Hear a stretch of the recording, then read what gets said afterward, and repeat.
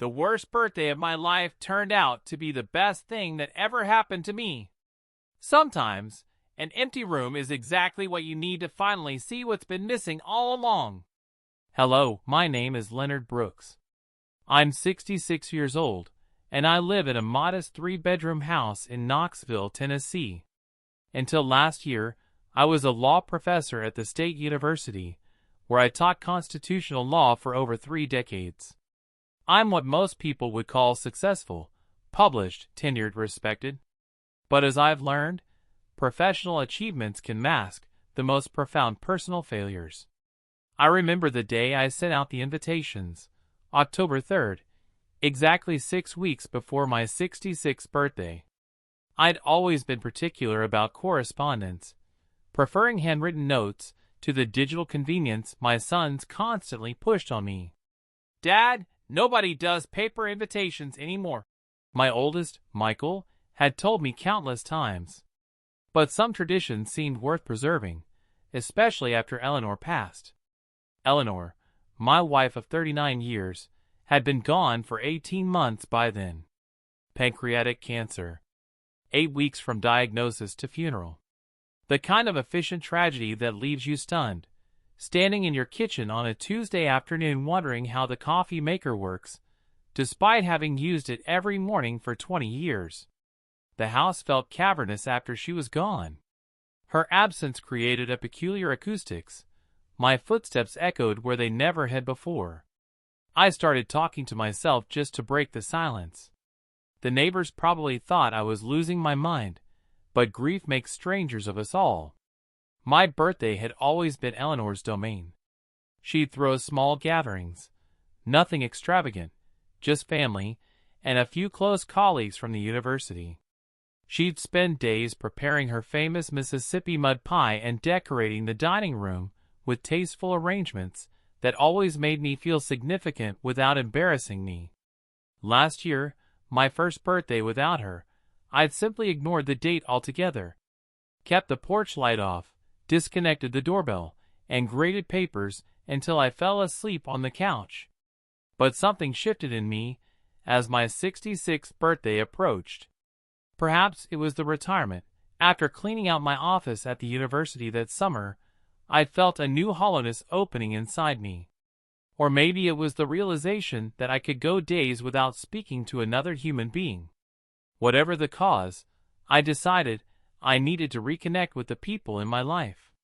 So I sent invitations to both my sons and their families, Michael, his wife Diane, and their 2 teenage daughters in Nashville, and James with his wife Allison in Atlanta. I invited my brother Robert and his wife from Memphis, my 3 closest colleagues from the law school, 2 couples from our neighborhood, and my weekly poker group. 20 people in all. Not a crowd, but enough to fill my house with the noise and warmth I'd been missing. I spent an entire afternoon selecting the stationery, heavy cream-colored card stock with a simple navy border. I wrote each invitation by hand, my penmanship careful and deliberate. "Please join me to celebrate my 66th birthday," I wrote. "Saturday, November 14th at 6 p.m. Dinner and drinks will be served." I added personal notes to each one. Inside jokes for my poker buddies, mentions of shared memories for my colleagues, and for my sons, references to how much I was looking forward to seeing my grandchildren. I drove to the post office myself rather than leaving them in the mailbox. There was something ceremonial about handing them to the clerk, about committing to this attempt at re-entering the world of the living. As I watched her stamp each envelope, I felt a flutter of anticipation in my chest. It had been so long since I'd looked forward to anything. The RSVPs trickled in over the next 2 weeks. Robert and his wife were the first to respond, a cheerful voicemail confirming they wouldn't miss it for the world. 2 of my colleagues followed, then the Hendersons from next door. James called to say he and Allison would drive up from Atlanta, though they'd have to leave early Sunday morning due to a client meeting. I meticulously recorded each confirmation in a leather-bound notebook Eleanor had given me for our 35th anniversary, feeling a small thrill each time I added a name to the list. Michael was the last to respond. When he finally called, 3 weeks after I'd mailed the invitations, there was a hesitation in his voice that I chose to ignore. "Of course we'll try to be there, Dad," he said, the background noise of his busy household nearly drowning out his words. "Diane has that charity thing the same weekend, but we should be able to work something out." I knew my son well enough to recognize the uncertainty in his tone, but I wrote his name in the notebook anyway, followed by Diane and the girls. Sometimes hope requires a bit of willful blindness. By early November, I had 16 confirmations. I began planning the menu, consulting Eleanor's recipe card stored in a wooden box in the kitchen. I settled on her pot roast, roasted potatoes with rosemary, and green beans with bacon. For dessert, I would attempt her Mississippi mud pie, though I knew mine would be a poor imitation. I cleaned the house thoroughly, dusting bookshelves, polishing silver, washing the good china that hadn't been used since Eleanor's funeral luncheon. I arranged the living room furniture to facilitate conversation, put fresh flowers on the mantel, and even hung a new painting I'd purchased from a local artist, a mountain landscape that reminded me of the Smoky Mountains where Eleanor and I had spent our honeymoon. The day before the party, I went shopping. I spent more than I should have on wine and whiskey, knowing Robert's taste for good bourbon and James's preference for Cabernet. I bought ingredients for Eleanor's famous cheese straws as appetizers. I even picked up party supplies, tasteful navy blue napkins, and candles for the table. That evening, I stood in my kitchen surrounded by groceries, feeling more alive than I had in months. I checked my phone twice to make sure the volume was turned up, half expecting last-minute confirmations or questions about what to bring. The screen remained blank, but I wasn't concerned. Everything was in order. Tomorrow, my empty house would be filled with conversation and laughter again. The morning of my birthday dawned clear and cool, perfect Tennessee autumn weather. I rose early, made coffee, and began the preparations. I put the roast in a slow cooker with onions and carrots just as Eleanor would have done. I baked the cheese straws, filling the house with a warm, savory scent that seemed to chase away some of the ghosts that had taken residence in the corners. By 4 o'clock, everything was ready. The table was set with Eleanor's best linens, the food was keeping warm, the house was spotless, and I had showered and dressed in my favorite charcoal sweater, a Christmas gift from Michael and Diane 3 years earlier.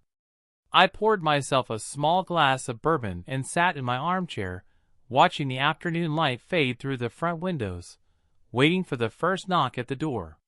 6 o'clock came and went. I told myself that people often arrive fashionably late to these things. By 6:30, I began to feel a slight unease, but I pushed it aside. Traffic could be bad on a Saturday evening. At 7, I checked my phone to make sure I hadn't missed any calls or messages. The screen showed only the time and date, Saturday, November 14th, 7:03 p.m. By 8 o'clock, the house was as silent as a tomb, the food growing cold in the kitchen, and I was still alone. No one came to my birthday party. Not a single person. No calls. No messages. No explanations. Just silence, and the slow realization that I had become a ghost in my own life. I sat in my living room until midnight. The candles on the dining room table burned down to stubs, wax pooling on Eleanor's favorite tablecloth. The bourbon bottle, once nearly full, now showed a significant dent in its contents. My phone remained silent and dark beside me. Before I continue, if this story has touched you so far, please hit the like button and subscribe. It really helps me share more stories like this. At some point during those long hours of solitude, my sadness crystallized into something harder. I've spent my career teaching young lawyers about justice and fairness, about the systems we create to maintain social order. Yet here I was, confronted by an injustice so personal that no court could address it. I'm not ashamed to admit that I cried that night. Not the quiet, dignified tears of a widower at a funeral, but the raw, ugly sobbing of a man who suddenly realizes he's completely alone. The kind of crying Eleanor would have soothed with her hand on my back, making small circles between my shoulder blades. But Eleanor wasn't there, and apparently neither was anyone else.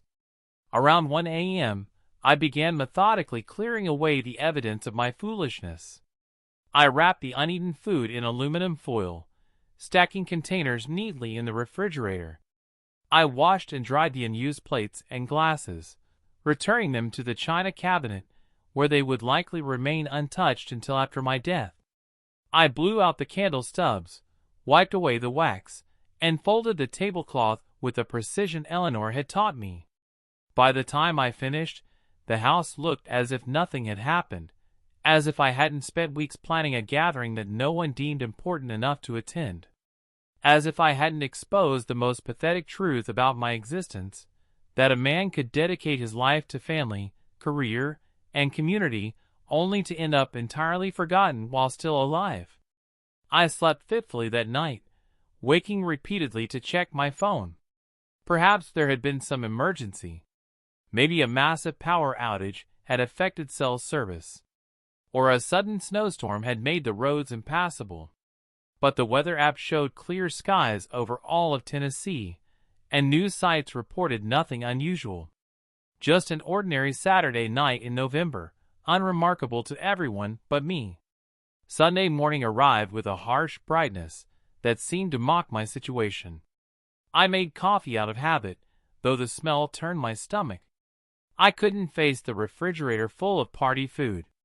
Instead, I sat at my kitchen table with the untouched mug, watching the steam rise and dissipate. The house felt different somehow, larger and emptier than before, as if my disappointment had physically expanded the space. Around 10 o'clock, my phone finally rang. The sound was so unexpected that I nearly knocked over my cold coffee reaching for it. Michael's name flashed on the screen. "Dad? Are you there?" My son's voice carried none of the guilt or embarrassment I'd expected.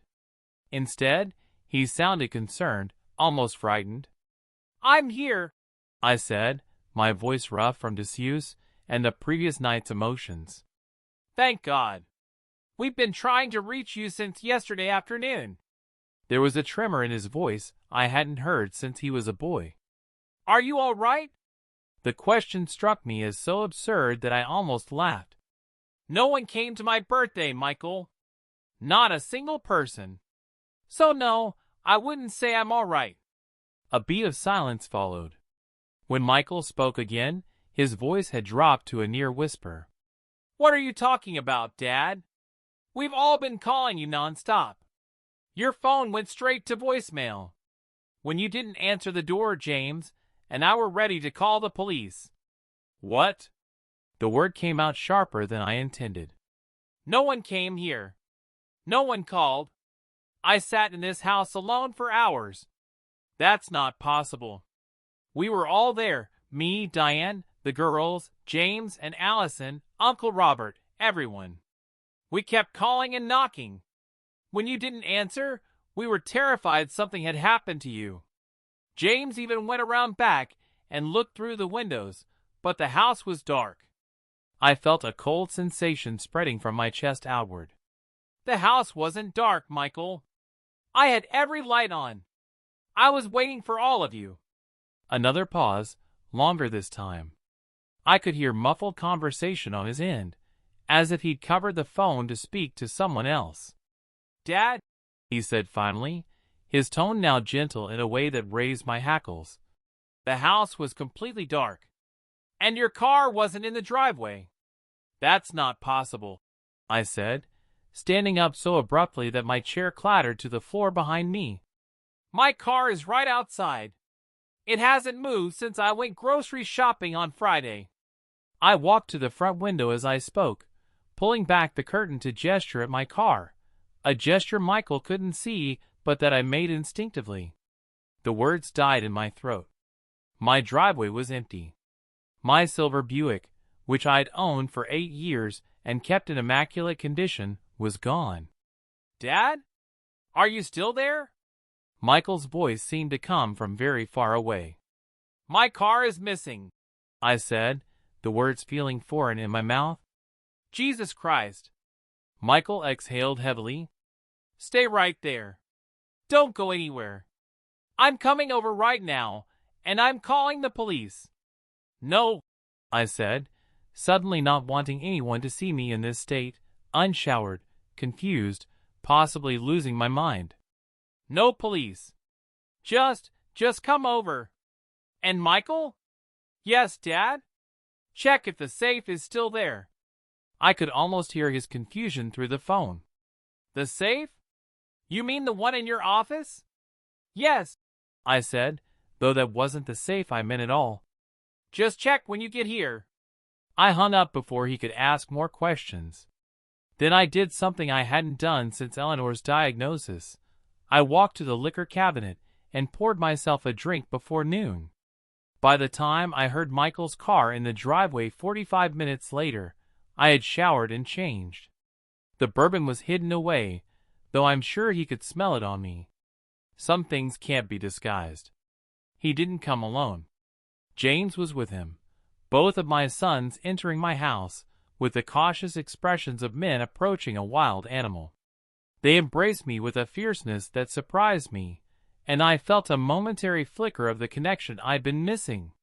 "What the hell happened, Dad?" James asked, running a hand through his hair, a gesture so like his mother's that it made my heart clench.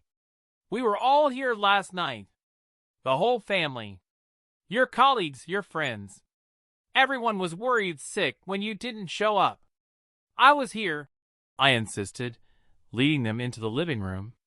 "I was right here, waiting for all of you." My sons exchanged a glance that I recognized all too well. The silent communication of adults concerned about an elderly parent's mental state.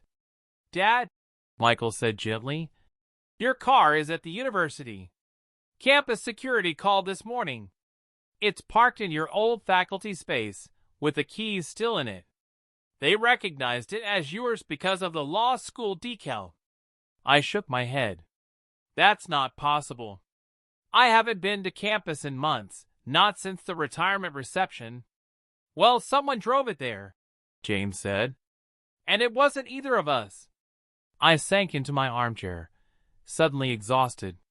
"Check the safe," I said, staring at the floor. "The one in the basement." My sons looked at each other again, confusion evident on their faces. "I didn't know there was a safe in the basement," Michael said slowly. "Mom put it in after you boys left for college," I explained. "Behind the wine rack in the storage room. There's a panel that slides open." They disappeared downstairs, their footsteps heavy on the old wooden stairs. I closed my eyes, knowing already what they would find. 5 minutes later, they returned, both looking pale. "The safe is there," James said, "but it's empty. And open." "Was there anything valuable in it?" Michael asked, sitting across from me, leaning forward with his elbows on his knees, his courtroom posture I noted distantly. I laughed, a sound with a humor. "Valuable? Yes, you could say that. Your mother and I kept our most important documents there. Birth certificates, marriage license, property deeds. My will. Your will," James repeated, his lawyer's mind immediately grasping the implications. "Dad, why would someone take your will?"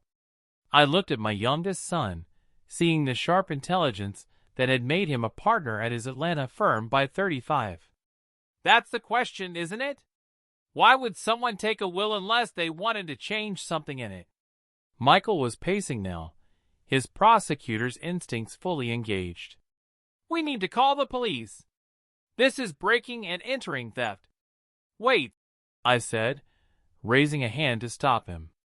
"There's something else you should know. Something I haven't told either of you." They both turned to look at me, and in that moment, I saw them clearly, not as the successful adults they'd become, but as the little boys who had once depended on me for everything. The little boys who had learned to navigate the world under my guidance. The little boys who had, perhaps, learned some of my worst traits as well as my best. 2 months ago, I began, I changed my will.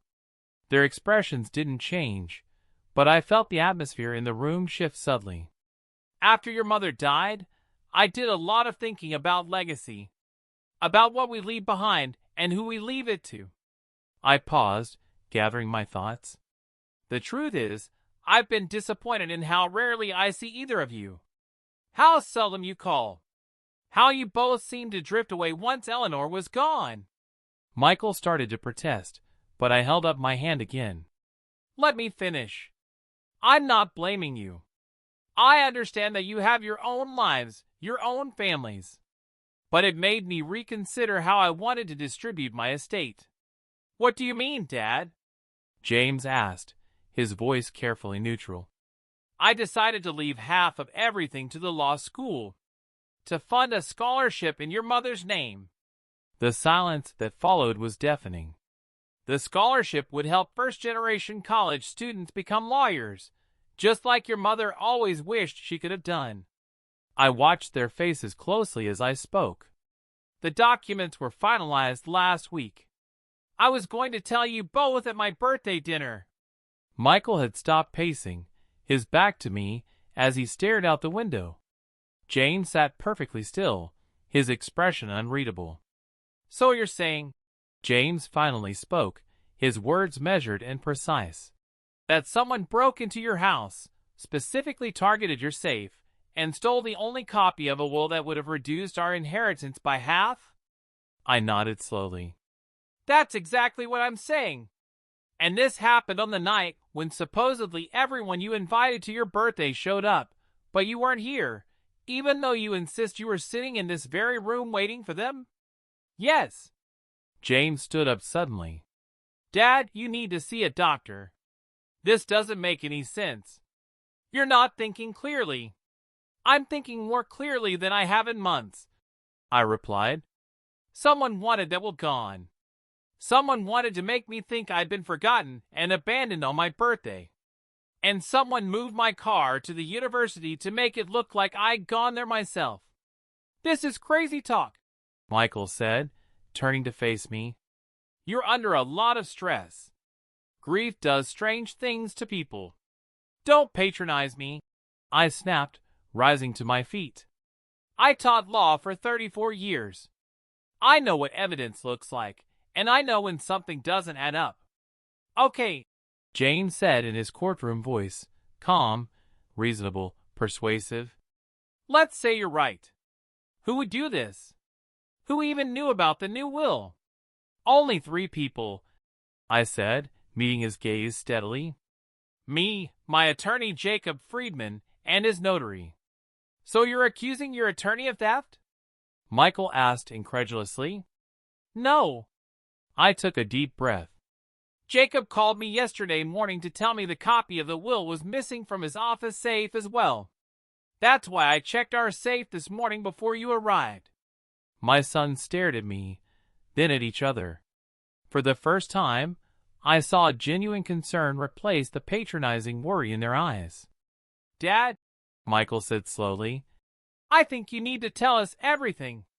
From the beginning. So I did. I told them about the letter I had received 3 weeks ago, typewritten and signed. How it had said simply, reconsider the will or face the consequences. How I dismissed it as a prank or a mistake. I told them about the hang-up calls that had started shortly after, always from blocked numbers, always when I was alone in the house.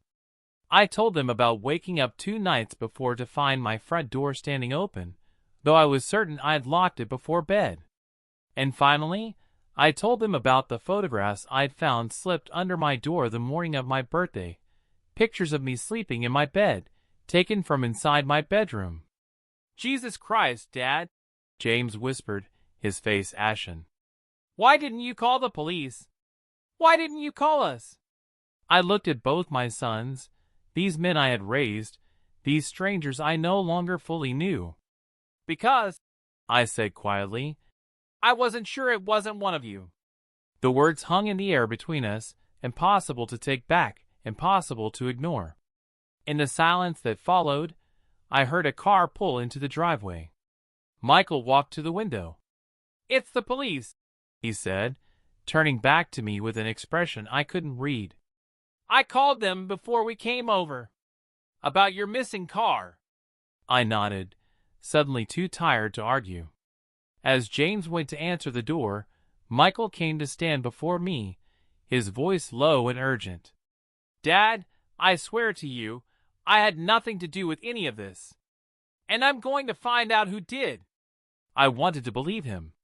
But as the police officers entered my living room, I couldn't help but remember what I'd taught generations of law students. When evidence goes missing, always look first at who benefits from its disappearance. And in this case, the answer was standing right in front of me. The two police officers who entered my living room, Officer Martinez and Sergeant Wilson, took my statement with professional detachment. I watched them exchange glances when I mentioned the stolen will, the threatening letter, and the photographs. Their skepticism was palpable, hanging in the air like the scent of Eleanor's pot roast that still lingered from the night before. "Mr. Brooks," Sergeant Wilson said, flipping his notepad closed, "we'll certainly look into the matter of your missing documents and the alleged break-in. But regarding your vehicle, campus security confirmed it's in your assigned parking space with the keys and the ignition. No signs of forced entry or theft." "It was stolen," I insisted. "I haven't driven to campus since my retirement party in June." Officer Martinez, younger and less jaded than her partner, studied me with curious eyes. "Sir, is there anyone who might have access to your keys? Someone who could have borrowed the car?" I started to shake my head, then paused. My house key hung on a ring with my car keys. If someone had been inside my house taking photographs while I slept, they could easily have taken the keys. "Someone broke in," I said. "They've been in my house multiple times. They took pictures of me sleeping." "And you have these photographs?" Sergeant Wilson asked, his pen poised above his notepad again. I walked to the desk in the corner of the living room and pulled out the manila envelope I'd placed there yesterday morning. My hand trembled slightly as I handed it to him. He opened it, examined the contents, and passed them to his partner. The photographs were grainy, taken in low light, but unmistakable. Me, asleep in my bed, from different angles. One from the doorway, one from beside the bed, and one, the most disturbing, from directly above, looking down at my face. Officer Martinez's expression changed, professionalism giving way to genuine concern. "Mr. Brooks, these are concerning. We'll need to dust for prints, check for signs of forced entry. I want to know who's been in my house," I said, surprised by the steadiness in my voice. "And I want to know who stole my will." Sergeant Wilson handed the envelope to Officer Martinez. "We'll file a report and investigate. In the meantime, sir, I recommend changing your locks and considering a security system. I'll stay with Dad tonight," Michael interjected, placing a hand on my shoulder. "And we'll call a locksmith today." The officers took copies of the threatening letter and the photographs. They walked through the house, examining doors and windows for signs of forced entry. They found none, which didn't surprise me. Whoever had been in my home knew what they were doing. After the police left, promising to contact me if they discovered anything, an uncomfortable silence fell over the three of us. Michael busied himself making coffee in the kitchen while James sat across from me, his lawyer's mind visibly working through the puzzle. "Dad," he finally said, "I need to ask you something, and I need you to be honest with me." I nodded, bracing myself. "Is it possible that you drove to the university yourself and don't remember doing it?" The question shouldn't have hurt as much as it did. "You think I'm senile?" James winced. "No, I don't. But grief does strange things to people. So does loneliness. And with everything that's happened, I did not drive my car to campus, I said, each word precise and firm. I did not imagine the threatening letter or stage the photographs. And I certainly didn't remove my own will from 2 different safes.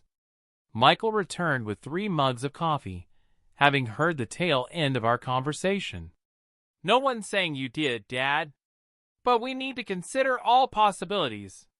I accepted the coffee, more for something to do with my hands than because I wanted it. The possibility you're both avoiding is that someone is deliberately trying to make me look unstable. Someone who doesn't want half my estate going to the law school. My sons exchanged another of their looks, the kind that excluded me, that made decisions about me without my input. Dad, Michael said gently, James and I don't care about the money. Mom's insurance policy left us both financially secure. I'm a district attorney, and James is a partner at his firm. We don't need your money. But you don't want it going elsewhere either, I observed. The hurt in their eyes made me regret the words immediately, but I couldn't take them back. That's unfair, James said quietly. If you want to honor Mom with a scholarship, we fully support that. I sighed, suddenly exhausted. I'm sorry. I'm not thinking clearly. Why don't you rest? Michael suggested. James and I will go pick up your car from campus and stop by the hardware store for new locks. I nodded, too tired to argue. As they prepared to leave, James paused at the door. Dad, who else knew about the will besides your attorney? Did you tell anyone at the university? Or any of your friends?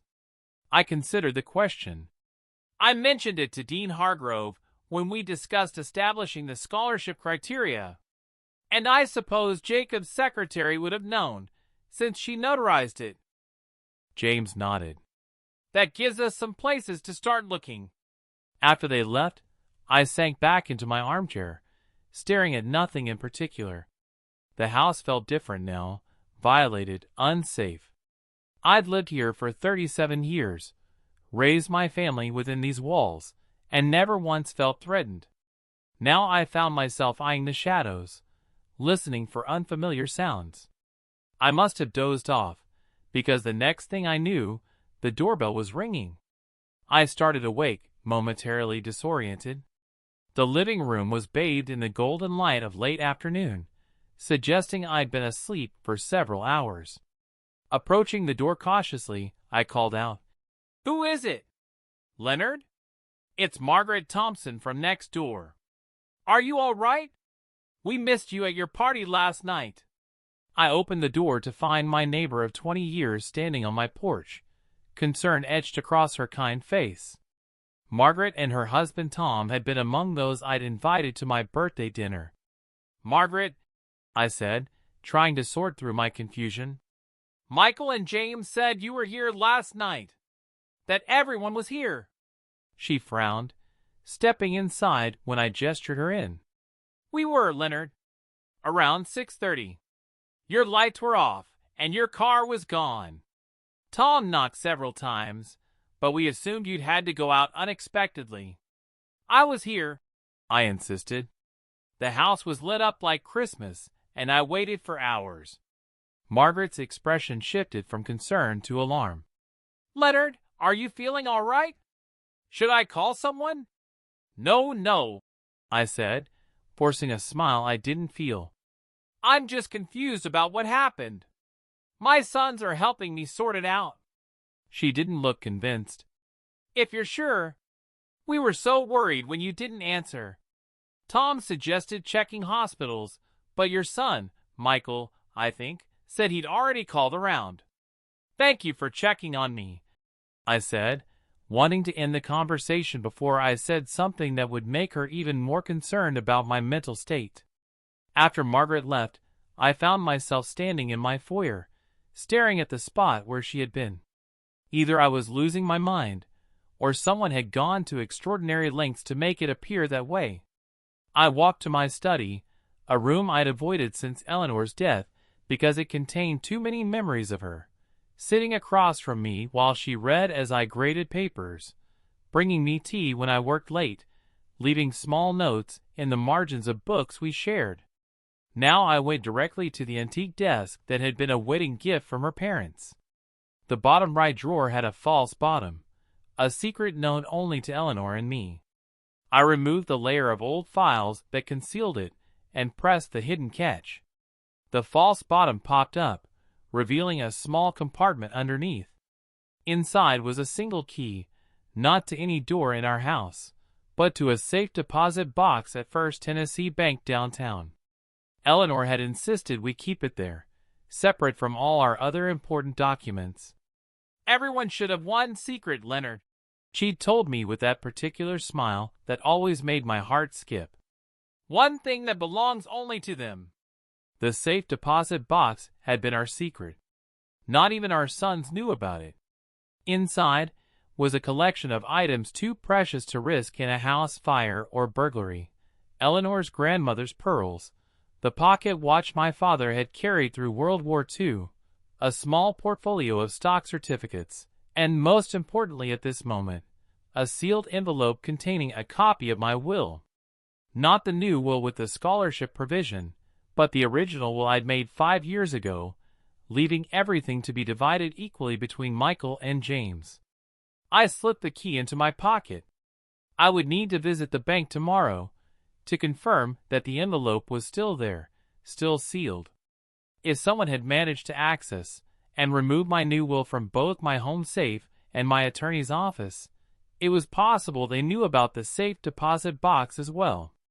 I heard the front door open and close, followed by Michael's voice calling out, "Dad, we're back with your car and new locks." I replaced the false bottom, covered it with the files, and closed the drawer before leaving my study. In the living room, I found my sons along with a locksmith who was already working on the front door.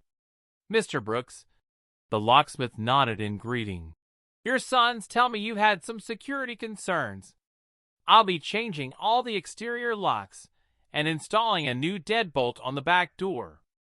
"Thank you," I said, then turned to Michael. "Where was the car exactly?" "Right in your old faculty spot, just like campus security said. Keys in the ignition, nothing missing or damaged." He hesitated. "Dad, we talked to Dean Hargrove while we were there." I felt a chill at the mention of the dean's name. "What did he say?" James answered, his expression troubled. "He said he hasn't spoken to you about any scholarship. That when he saw you at your retirement party in June, you specifically told him you were leaving everything to your family." I stared at him, momentarily speechless. "That's not true. I met with him just last month to discuss the scholarship criteria. We had lunch at that little bistro near campus, Madeline's." Michael and James exchanged another of their looks. "Dad," Michael said carefully, "Madeline's closed 2 years ago. It's a yoga studio now." I felt as if I'd been punched in the stomach. "That's not possible. We ate at the corner table. Eleanor's favorite. She always liked the French onion soup there." The silence that followed was deafening. Finally, James spoke, his voice gentle. "Dad, I think we need to call Dr. Brennan, your physician, just to rule some things out." I wanted to argue, to insist that I wasn't imagining things, that I wasn't confused about time or places. But the look in their eyes, a mixture of concern and fear, stopped me. What if they were right? What if grief had affected me more deeply than I realized? What if loneliness had begun to erode my grip on reality? "All right," I conceded. "Call Dr. Brennan. But first, there's something I need to check." I reached into my pocket and pulled out the safe deposit box key. "Tomorrow morning, I want the 3 of us to go to First Tennessee Bank downtown. There's a safe deposit box there that might help clarify some things." Michael took the key, examining it with surprise. "I didn't know you had a safe deposit box. Your mother and I kept it private. Inside is a sealed copy of my original will, The one before I decided on the scholarship. James's eyes narrowed. If it's sealed, how do you know which version it is? Because I put it there 5 years ago, long before I considered the scholarship. The locksmith finished with the front door and moved toward the back of the house. As he passed us, he handed Michael a set of new keys. All set with this door. I'll finish up the back entrance and the side door to the garage. After he moved out of earshot, Michael lowered his voice. Dad, I made an appointment for you with Dr. Brennan for tomorrow at 2. After we check the safe deposit box. I nodded, too tired to resist. I'll go. But I'm not imagining things, Michael. Someone is trying to make me appear unstable, and I need to know why. That night, after my sons had gone to bed, Michael in the guest room, James on the sofa, I lay awake staring at the ceiling. The new locks made me feel marginally safer, but I couldn't shake the feeling that the danger wasn't coming from outside my house, but from within my own family. I tried to make sense of it all. The missing will, the contradicting stories about my meeting with Dean Hargrove, the car mysteriously appearing at campus. None of it added up to a coherent picture. As I finally drifted towards sleep, my thoughts turned to Eleanor. She would have known what to do. She always saw people more clearly than I did, including our sons. I had taught them about justice and law, but she had taught them about empathy and honesty. Or at least, I had always believed she had. Now, I wasn't sure what to believe anymore. Morning came too quickly, the pale November sunlight filtering through my bedroom curtains. I rose, showered, and dressed with the careful precision of a man preparing for battle. In a way, I was. Today would determine whether I was losing my mind or being deliberately manipulated. Michael and James were already in the kitchen when I came downstairs. James was making eggs while Michael set the table. A domestic scene that reminded me painfully of Sunday mornings when they were teenagers, hungry and cheerful after church. "Sleep okay, Dad?" Michael asked, pouring me a cup of coffee. "Well enough," I lied. "What time does the bank open?" 9. "We should head out by 8:30 to find parking downtown." We ate breakfast in relative silence, the tension from the previous day still hanging over us. As James cleared the dishes, my phone rang, an unfamiliar number with a local area code. "Leonard Brooks," I answered, professional habit taking over. "Professor Brooks, this is Jacob Friedman's office." The voice belonged to a young woman, presumably his secretary. "I'm calling to let you know that Mr. Friedman had to reschedule your appointment for tomorrow." I frowned. "I don't have an appointment with Jacob." There was a pause on the other end of the line. "You're scheduled to sign your new will tomorrow at 11. Mr. Friedman asked me to move it to Thursday at the same time." My hand tightened around the phone. "My new will? What are you talking about?" Another pause, longer this time. "The revised will you discussed with Mr. Friedman last week, sir. Removing the scholarship provision and reinstating your sons as sole beneficiaries." I felt as if all the air had been sucked from the room. "I never discussed any such thing with Jacob. My last meeting with him was to finalize the scholarship provision. I have notes from your conversation, sir. You called last Tuesday and spoke with Mr. Friedman for nearly an hour about changing your mind. He drafted the new documents based on your instructions." "That wasn't me," I said, my voice sounding strange to my own ears. "Someone is impersonating me." A third pause, this one uncomfortable. "I see. I'll let Mr. Friedman know right away." I ended the call and looked up to find both my sons watching me with alarmed expressions. "Dad?" James asked. "What's going on?" "Someone called my attorney last week, pretending to be me," I said, fighting to keep my voice steady. "They told him I wanted to remove the scholarship from my will." Michael set down his coffee mug with deliberate care. That's disturbing. We need to get to the bank, I said, standing up. Now! The drive downtown was tense, with me in the back seat of Michael's SUV, watching the familiar landmarks of Knoxville pass by. We found parking near the bank and walked the last block in silence, each lost in our own thoughts. First Tennessee Bank was housed in a grand old building with marble columns and brass fixtures that had been polished to a high shine. Inside, the business day was just beginning, with tellers setting up their stations and the first customers waiting in line for service. I approached the main desk, where a young woman with a nameplate identifying her as Melissa greeted us with a professional smile. Good morning. How can I help you today? I placed the safe deposit box key on the counter. I need to access my box, please. Number 483. She nodded, taking the key. Of course, sir. May I see your ID? I handed over my driver's license, which she examined before typing something into her computer. Her smile faltered slightly. I'm sorry, Mr. Brooks, but it says here that you closed this account last month. The box has been surrendered. I stared at her, unable to process what she was saying. That's not possible. I never closed the account. She looked uncomfortable. According to our records, you came in on October 10th and removed the contents, then surrendered the box. October 10th? I repeated, my mind racing. That was the day of my attorney's appointment about the scholarship. Melissa continued looking at her screen. It says here you presented proper ID and your key. The transaction was handled by our manager, Mr. Patel. Is Mr. Patel available? James asked, stepping forward. We need to speak with him immediately.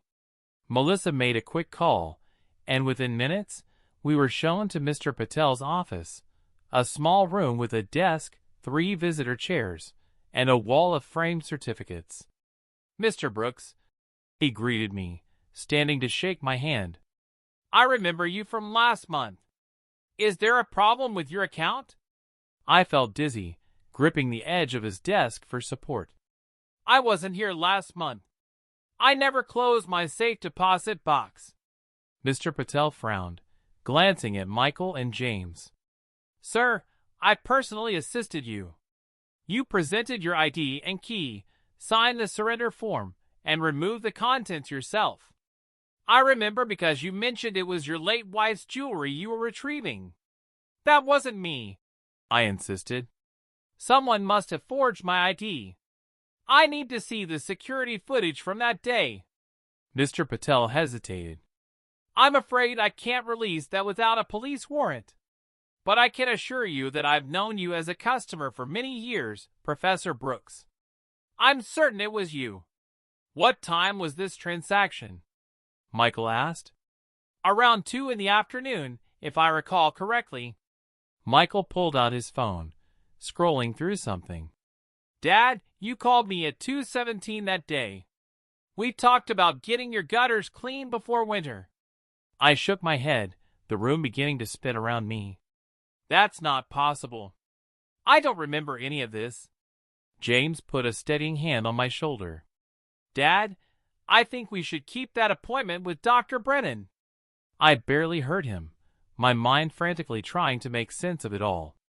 If I had been at the bank on October 10th, but had no memory of it, what else might I have done and forgotten? Could I have driven my car to campus the night of my birthday?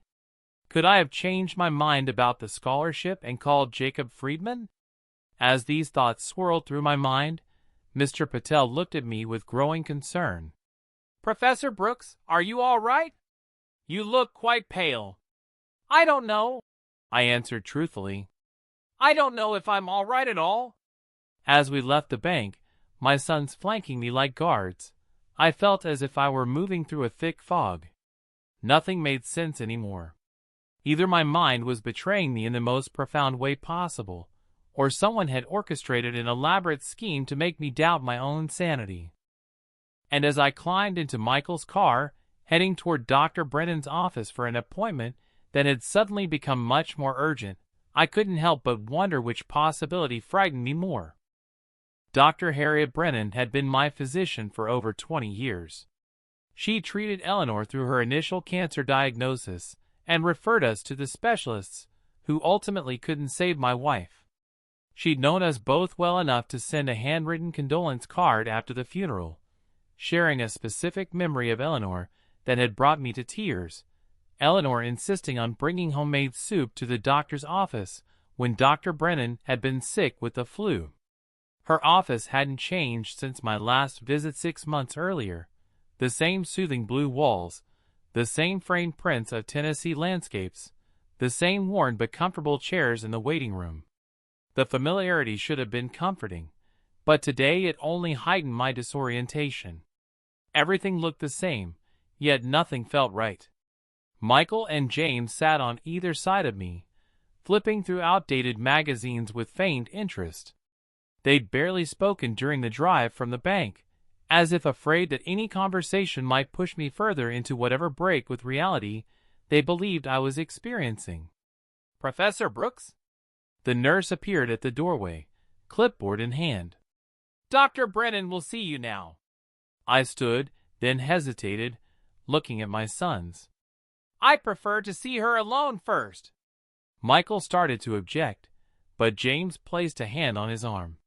"Whatever you're comfortable with, Dad. We'll be right here." The nurse led me down the hallway to an examination room, where she took my blood pressure, temperature, and pulse before leaving me alone with my thoughts.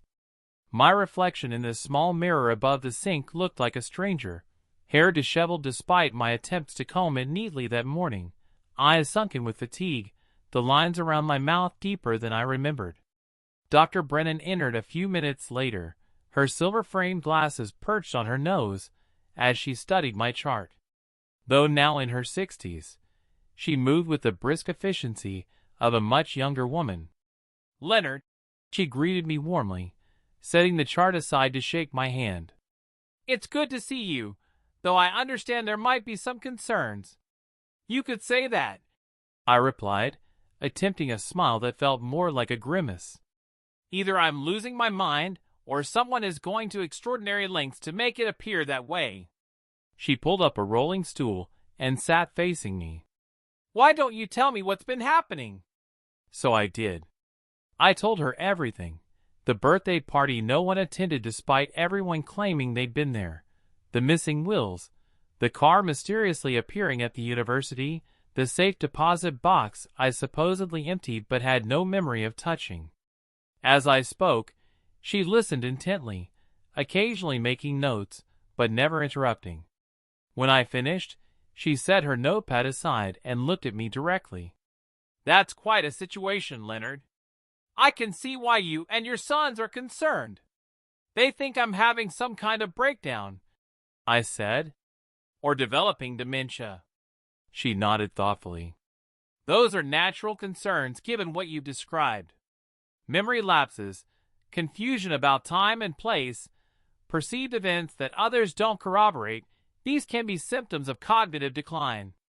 Or they could be evidence that someone is deliberately manipulating me and the people around me. That's also a possibility," she conceded, surprising me with her openness to the idea. "But before we go down that road, I'd like to rule out any medical causes. I'm going to order some blood work, a brain scan, and a cognitive assessment, just to be thorough." "Thank you," I said, relieved that she was taking my concern seriously. "There's something else, though. Something I haven't told my sons." She leaned forward slightly. "What is it, Leonard?" "I've been having episodes. Moments where I lose track of time. Sometimes it's just minutes, but other times."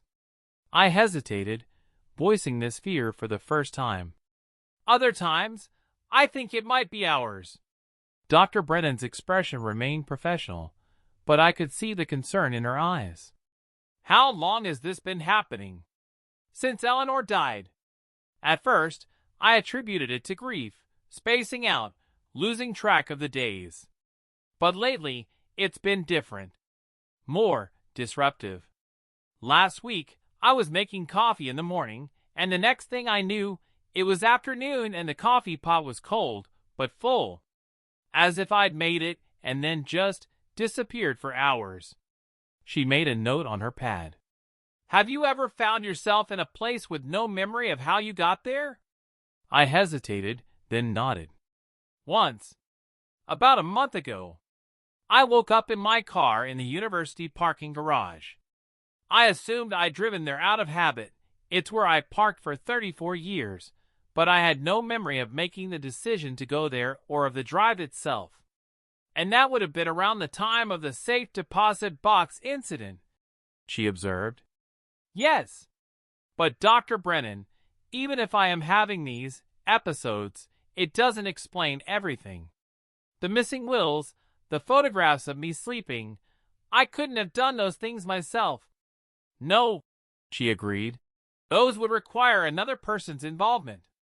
She was silent for a moment, considering. Leonard, with your permission, I'd like to bring your sons in now. I think we need to have a broader conversation about what might be happening. I nodded, suddenly exhausted. All right. She stepped out briefly, returning with Michael and James, both looking apprehensive. They took seats against the wall, hands clasped between their knees, like schoolboys called to the principal's office. I'd had a preliminary discussion with your father, Dr. Brennan began, and I'll be ordering several tests to rule out physical causes for his symptoms. In the meantime, I think we need to consider multiple possibilities for what's occurring. Like dementia? Michael asked bluntly. Dr. Brennan's expression remained neutral. That's one possibility, yes. Some forms of dementia can cause memory lapses, confusion, and disorientation. However, your father's symptoms are somewhat atypical. The episodes he describes are more consistent with dissociative states or fugues, which can have various causes, including severe stress or psychological trauma.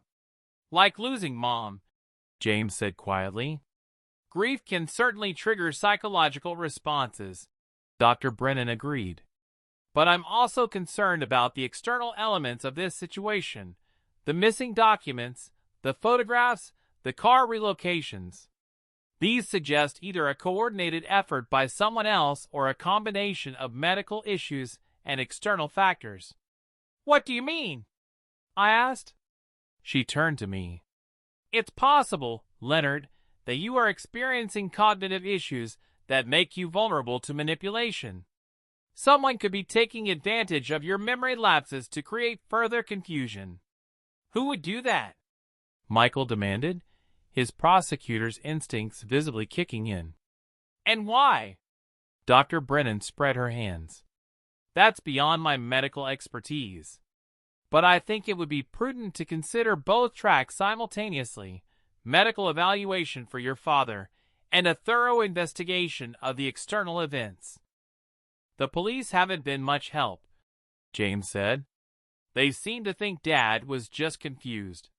Perhaps involving a private investigator would be worthwhile, Dr. Brennan suggested. Someone who can approach this without preconceptions. I looked at her gratefully. At least someone was taking my concerns seriously. In the meantime, she continued, I'd like to prescribe a mild anti-anxiety medication. It won't solve the underlying issues, but it might help manage the stress, which could be exacerbating any cognitive symptoms. She wrote out a prescription and handed it to me. I've also scheduled an MRI for tomorrow morning and arranged for a neuropsychological assessment next week. And Leonard? She looked at me directly. I want you to start keeping a detailed journal. Note the time and what you're doing several times throughout the day. It might help identify patterns in these episodes. After we left Dr. Brennan's office, the three of us sat in Michael's car in the parking lot, not yet ready to go home, but with nowhere else to be.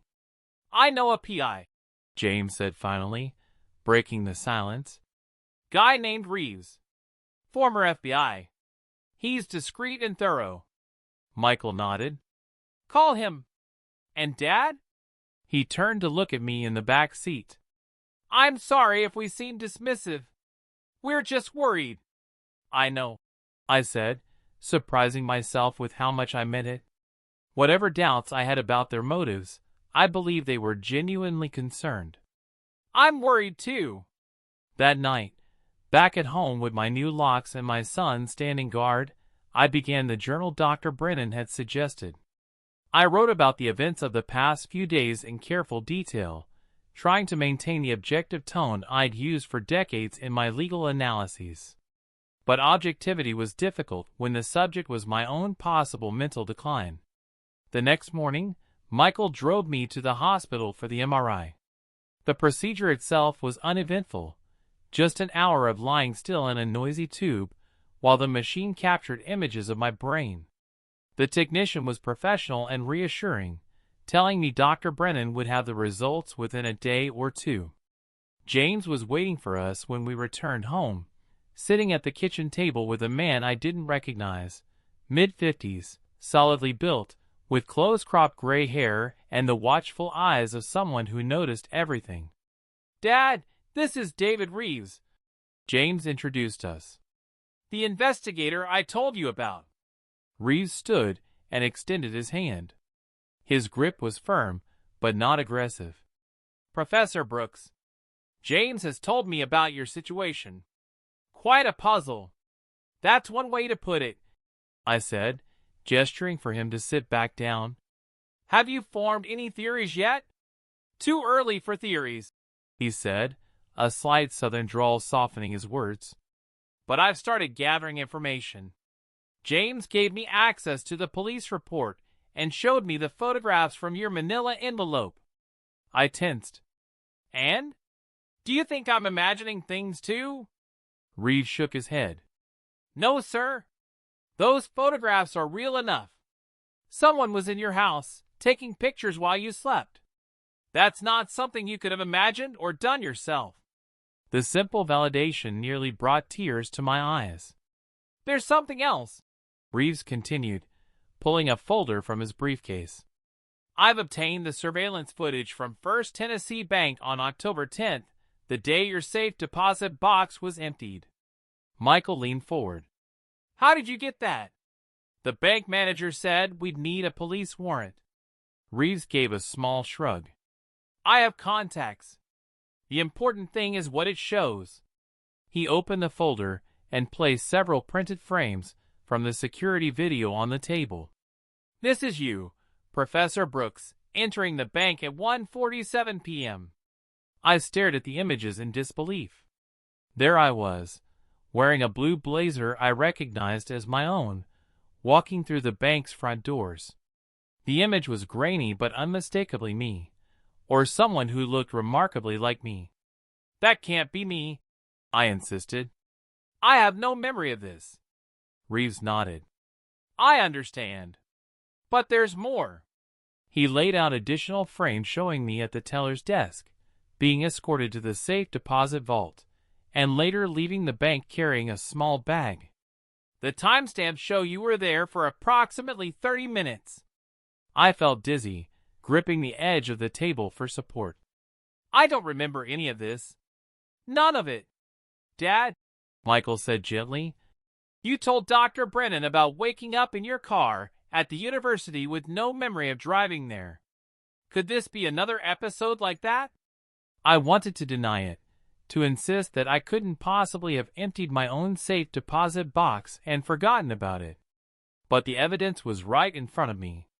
My own face, captured by the bank's cameras, doing something I had no recollection of.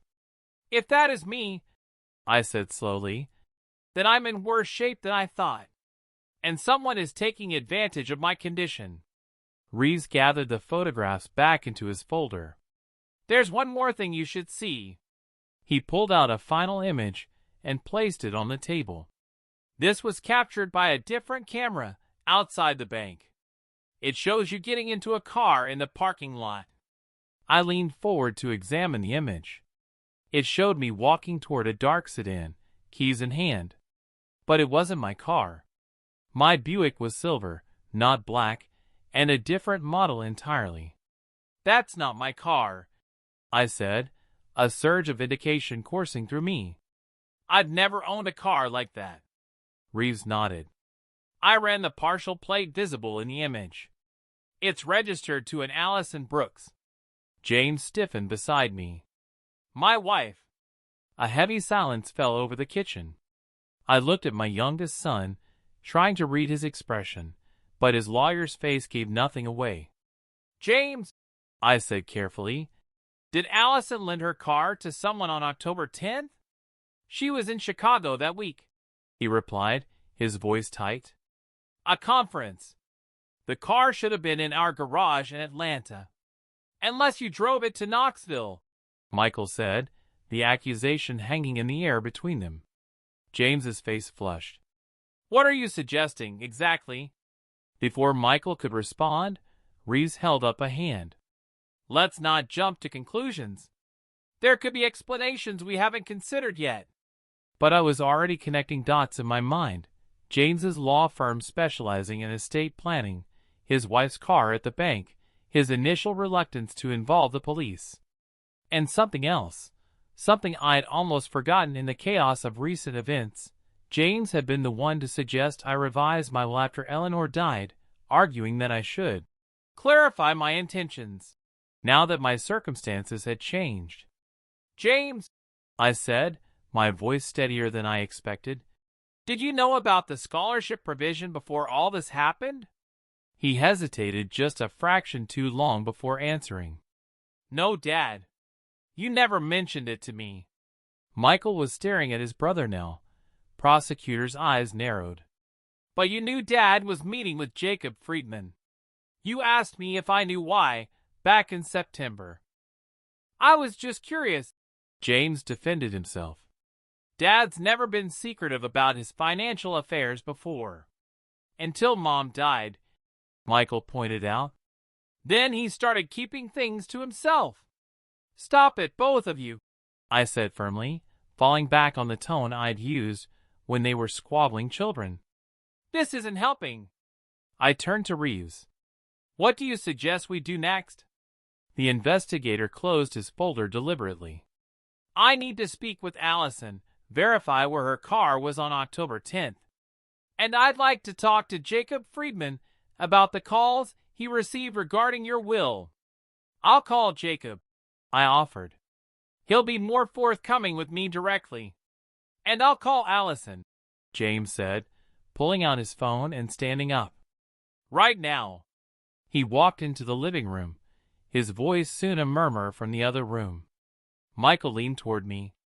Dad, if James is involved in this somehow. We don't know that he is, I interrupted. Let's not accuse anyone without proof.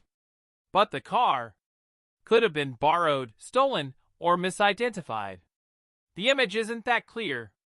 I wasn't sure why I was defending James when my own suspicions were growing, but some paternal instinct made me reluctant to believe my son could be manipulating me so cruelly. James returned a few minutes later, his expression troubled. Allison says the car was in our garage the whole time she was in Chicago. She says no one had access to it. Someone's lying, Michael said flatly. Or Allison doesn't know the car was taken, Reeves suggested. If someone had access to your house keys, they might have taken the car without her knowledge. James's phone rang before he could respond. He checked the screen. It's work. Excuse me. He stepped out again, this time going onto the back porch and closing the door behind him. Reeves looked at me thoughtfully. Professor, I need to ask you a sensitive question. How is your relationship with your daughter-in-law? I blinked, surprised by the direction. Allison? We've always gotten along well. She's ambitious, like James. They met in law school. Why? Just exploring all angles. His eyes moved to the back porch, where James was pacing as he spoke on the phone. Sometimes family dynamics become complicated after a death, especially when inheritance is involved. I considered this. It was true that Allison had been more distant since Eleanor's passing. She'd been the one to suggest they cancel their usual Thanksgiving visit last year, citing work pressures. And at Christmas, They'd stayed only 2 days instead of their usual week. Allison was very close to Eleanor, I said slowly. My wife mentored her, helped her navigate being a woman in a male-dominated profession. Eleanor's death hit her hard. Reeves nodded. And financially? Are James and Allison stable? As far as I know. James made partner 3 years ago. Their firm is well respected in Atlanta. Michael, who had been quietly listening, cleared his throat. Dad, there's something you should know. I didn't want to worry you, but James called me about 6 months ago asking for a loan. A significant amount. How much? Reeves asked. 200,000. I stared at Michael in shock. Why? What for? He wouldn't say exactly. Just that they were in a temporary bind and needed help. I couldn't do it. Most of my assets are tied up in the house and the girls' college funds. He seemed desperate, though. Said he'd figure something out. Before I could process this, James returned, slipping his phone into his pocket. His eyes moved between us, sensing the shift in atmosphere. What did I miss? Michael was just telling us about your financial troubles, Reeves said bluntly. James's face darkened. You told them? After you promised? I promised not to tell Dad unless it became relevant. Michael cut in. Given what's happening, I'd say it's relevant. What's going on, James? I asked, my heart pounding uncomfortably in my chest. Are you in some kind of trouble? He sank into a chair, suddenly looking defeated. It's not what you think. It's not about your will or the scholarship. Then what is it? I pressed. He ran a hand through his hair, a gesture so like his mother's that it made my chest ache. Allison made some investments that didn't work out. Bad real estate deals, mainly. We lost a lot, almost everything. The firm doesn't know. If they found out I was in financial trouble, it could affect my position. How much did you lose? Reeves asked. James looked away. Just under $1 million. The amount hung in the air like a thunderclap. I tried to reconcile this with the successful, cautious son I thought I knew. That's why you asked me for the loan, Michael said. But why didn't you come to Dad? Because I was ashamed. James burst out. I'm supposed to be the financial expert in the family. The responsible one. And I let Allison convince me to invest in these properties without proper due diligence. It was stupid and reckless, and I didn't want Dad to know how badly I'd screwed up. I studied my son's face, looking for signs of deception, but seeing only genuine distress. James, I would have helped you if you'd asked. You know that. I know, he said miserably. But after Mom died, you seemed so fragile. I didn't want to add to your burdens. Reeves was watching this exchange with keen attention. So when you learned your father was planning to leave half his estate to a scholarship fund instead of to you and your brother. I didn't know about that, James insisted. Not until Dad told us yesterday. But it would solve your financial problems if that plan were to disappear, Reeves suggested. James stood up abruptly. I don't have to listen to this. I didn't steal Dad's will or take anything from his safe deposit box. And I certainly didn't stage those creepy photographs or move his car to campus. Then how do you explain your wife's car at the bank? Michael demanded. I can't, James shouted. I don't know how it got there, or if that even is her car in that grainy photo. But I'm not going to sit here and be accused of gaslighting my own father. James, I said, trying to keep my voice calm, no one is accusing you. We're just trying to understand what's happening. It seems pretty clear what you all think is happening, he retorted, grabbing his jacket from the back of his chair. You think I'm manipulating Dad to protect my inheritance. Well, I'm not. And I won't stay here to be insulted. Where are you going? I asked, rising to my feet. Back to Atlanta. I have actual work to do, clients who trust me." He moved toward the door, then paused, looking back at me with hurt in his eyes. "Call me when you're ready to believe I'm not the villain in this story." After the door slammed behind him, the three of us sat in stunned silence. Finally, Reeves spoke. "Well, that was informative. You think he's involved," Michael said. It wasn't a question.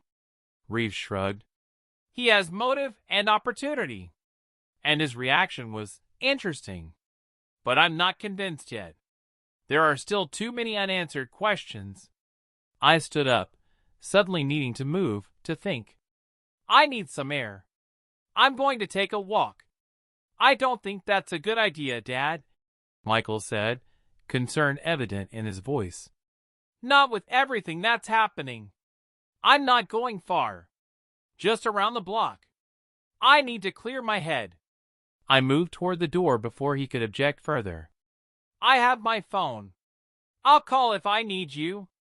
Outside, the November air was crisp and cold, biting at my cheeks as I walked down the familiar sidewalk of my neighborhood. The trees stood bare against the gray sky, their leaves long since fallen and swept away. Like my own life, stripped down to its essence, exposed and vulnerable. Could James really be behind all this? My youngest son, the boy who had once followed me around the house with his toy briefcase, pretending to be a lawyer like his father? The thought was almost unbearable. Yet the evidence was troubling. The financial problems he'd hidden from me, his wife's car at the bank, his angry departure when confronted. And then there were the memory lapses Dr. Brennan was concerned about, episodes where I lost time, where I apparently did things I couldn't remember. What if both things were true? What if I was experiencing cognitive decline, and someone, James, or Allison, or someone else entirely, was taking advantage of my vulnerability? I had walked farther than I intended, lost in these dark thoughts. Looking up, I realized I had reached the small park 3 blocks from my house, where I used to take the boys to play when they were children. On impulse, I entered, making my way to the bench where Eleanor and I had spent countless hours watching Michael and James on the swings and slides. Sitting there now, alone with the ghosts of those happy days, I felt a profound sadness wash over me. Not just for what I had lost when Eleanor died, but for what I might be losing now, my memories, my autonomy, my relationships with my sons. As I sat there, an elderly woman approached, walking a small white dog on a leash. Something about her seemed familiar, though I couldn't immediately place her. "Professor Brooks?" she said, stopping in front of me. "Is that you?" I looked up, recognition dawning. "Mrs. Chen, from the university library." She smiled, pleased to be remembered. "Yes. I'm retired now, too, but I still walk this way most days. How are you? I was so sorry to hear about your wife." "Thank you," I said automatically. "It's been difficult." She nodded sympathetically. "I'm sure. My Herbert has been gone 10 years now, and I still talk to him every day." She hesitated, then added, "I saw you at the university last month, at the symposium on constitutional law. I waved, but you seemed preoccupied." I stared at her, a chill running through me that had nothing to do with the November air. "Symposium? What symposium?" "The Hargrove Symposium in mid-October. You were with a young woman. I assumed she was a former student. Quite attentive to you, she was." "Mrs. Chan," I said carefully, "I wasn't at any symposium last month. I haven't been on campus since my retirement party in June." She frowned, clearly confused. "But I'm certain it was you. You were wearing that same blue blazer you always wore to faculty meetings. And your tortoiseshell glasses. You spoke with Dean Hargrove for quite some time after the keynote address." My mind was racing. Blue blazer, the same one I was wearing in the bank surveillance footage. And the dean, who had told my sons he hadn't spoken to me about any scholarship. But if what Mrs. Chen was saying was true, the dean had lied. We had spoken recently.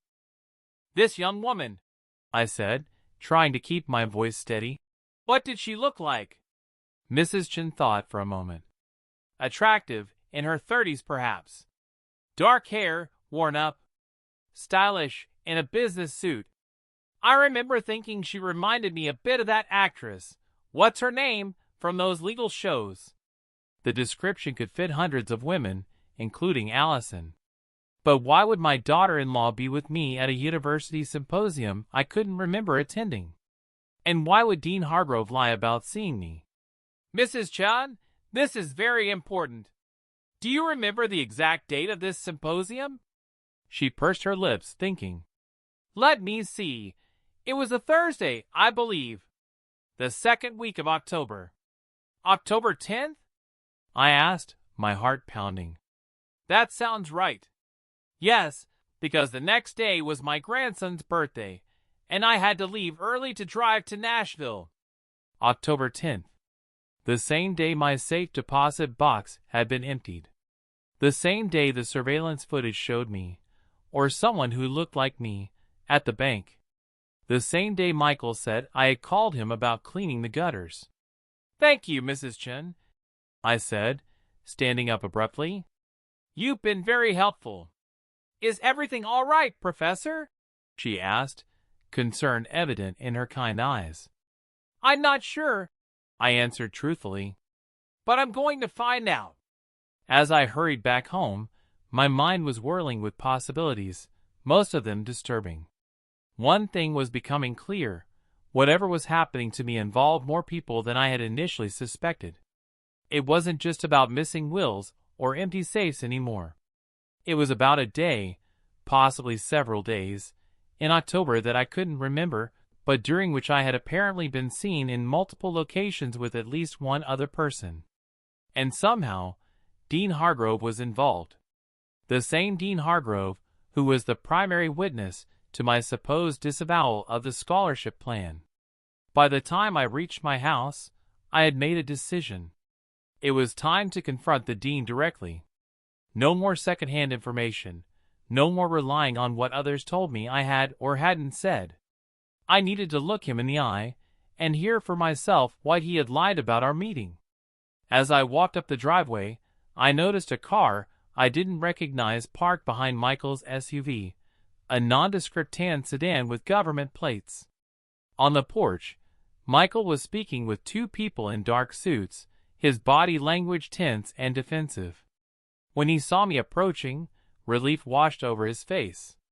"Dad, where have you been? I was about to call you." "Just walking in the park," I said, eyeing the strangers cautiously. "Who are these people?"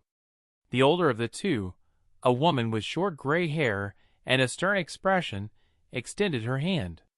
"Professor Brooks, I'm Special Agent Carlisle with the FBI, and this is my colleague, Agent Diaz. We'd like to ask you some questions about Jacob Friedman." "My attorney? Why? What's happened?" Agent Carlisle's expression remained impassive. "Mr. Friedman was found dead in his office this morning, under suspicious circumstances." I felt the ground shift beneath my feet. Jacob Friedman, dead? The man who had been my attorney and friend for over 20 years? The only person besides me who knew the full details of my revised will? "How?" I managed to ask, my voice barely audible. "That's what we're investigating," Agent Diaz replied. "But our preliminary finding is homicide. And we understand you had an appointment with him tomorrow, an appointment to sign a new will." "I didn't make that appointment," I said automatically. "Someone impersonating me did." The agents exchanged a glance. "Nevertheless," Agent Carlisle continued, "we'd appreciate if you'd come with us to answer some questions. It seems Mr. Friedman's death may be connected to some irregularities regarding your estate planning." As they led me to their car, Michael following in his SUV, I couldn't shake the feeling that I was walking into something far more dangerous than I had imagined. My confusion about my own memories, my suspicions about James, my concerns about being manipulated, all of that paled in comparison to the realization that someone had killed Jacob Friedman. And as the agents drove me toward FBI headquarters in downtown Knoxville, I wondered if that same someone might now be coming for me.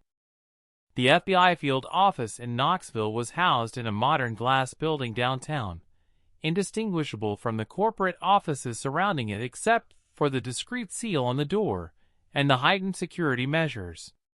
As Agents Carlisle and Diaz escorted me inside, I felt oddly detached from the situation, as if I were watching someone else's life unfold, a sensation I recognized from the days following Eleanor's death. They led me to an interview room that looked nothing like the stark, intimidating spaces depicted in television dramas. This room had comfortable chairs, neutral-colored walls, and even a small landscape painting, an attempt to put subjects at ease, I presumed, though it did little to calm my racing heart. Michael had been directed to a separate waiting area after being told the agents needed to speak with me alone. I'd seen the protest forming on his lips before Agent Diaz cut him off with a firm but polite, "It's standard procedure, sir. We'll make sure your father has representation if he requests it." Now, seated across from the two agents, I found myself gripping the arms of my chair as if it might anchor me to reality. "Professor Brooks," Agent Carlisle began, her tone professional but not unkind, "we understand you've been experiencing some unusual circumstances recently. Could you walk us through the events of the past few weeks, particularly as they relate to your attorney Jacob Friedman?" I took a deep breath, organizing my thoughts. "I suppose it started about 2 months ago when I decided to change my will. After my wife died last year, I'd been thinking about legacy, what I wanted to leave behind. I decided to establish a scholarship at the University Law School in Eleanor's name. It would take half of my estate, with the remainder divided between my 2 sons. And Mr. Friedman drew up this new will for you?" Agent Diaz asked, making notes on a small pad. "Yes. We finalized it approximately 3 weeks ago. I signed it in his office, with his notary as witness." "What happened to that will?" Carlisle inquired. "It disappeared. From both Jacob's office and from my home safe, along with several other documents." The agents exchanged a glance that I couldn't interpret. "That's unusual," Diaz commented mildly. "When did you discover these documents were missing?" "Yesterday morning, after my birthday party." "The birthday party no one attended?" Carlisle asked, her tone neutral but her eyes sharp. I stiffened. "They say they attended. That I wasn't there. But I was, Agent Carlisle. I was sitting in my living room all evening, waiting for guests who never arrived." She nodded, neither accepting nor challenging my account. "Tell me about your relationship with Mr. Friedman. How long had he been your attorney?" "Over 20 years. He handled all our family's legal matters, our wills, property transactions, everything. He was a friend as well as our attorney. He and his wife used to join Eleanor and me for dinner several times a year." "Would you say he knew your family well? Your sons, their wives?" I considered this. "Yes, reasonably well. He attended both their weddings, though I wouldn't say they were close." "And in recent interactions, did Mr. Friedman seem concerned about anything? Worried? Under pressure?" "No," I said, then hesitated. "Although, when I spoke with him last week about the scholarship details, he did mention he was having trouble with a client. Someone making unreasonable demands. But he didn't elaborate." Diaz made a note. "Professor Brooks, where were you between 7 p.m. and midnight last night?" The question caught me off guard. "At home. Michael was with me. We were discussing the missing documents and the situation with my car." "And prior to that?" "Say, between 5 and 7 p.m.? I frowned, trying to piece together my movements. "I was at Dr. Brennan's office, my physician, until around 4. Then we went home. Michael called a locksmith to change the locks. James and Michael argued, and James left. I went for a walk around the neighborhood, sat in the park for a while, then returned home just as you were arriving. Can anyone besides your son verify your whereabouts during your walk? Carlyle asked. Mrs. Chen, Lily Chen, a retired librarian from the university. I ran into her in the park. We spoke for several minutes. Carlyle nodded, making a note. Professor, what can you tell us about your memory lately? Have you experienced any unusual lapses or confusion? I felt a tightening in my chest, the same sensation I'd had when my sons had questioned my mental state.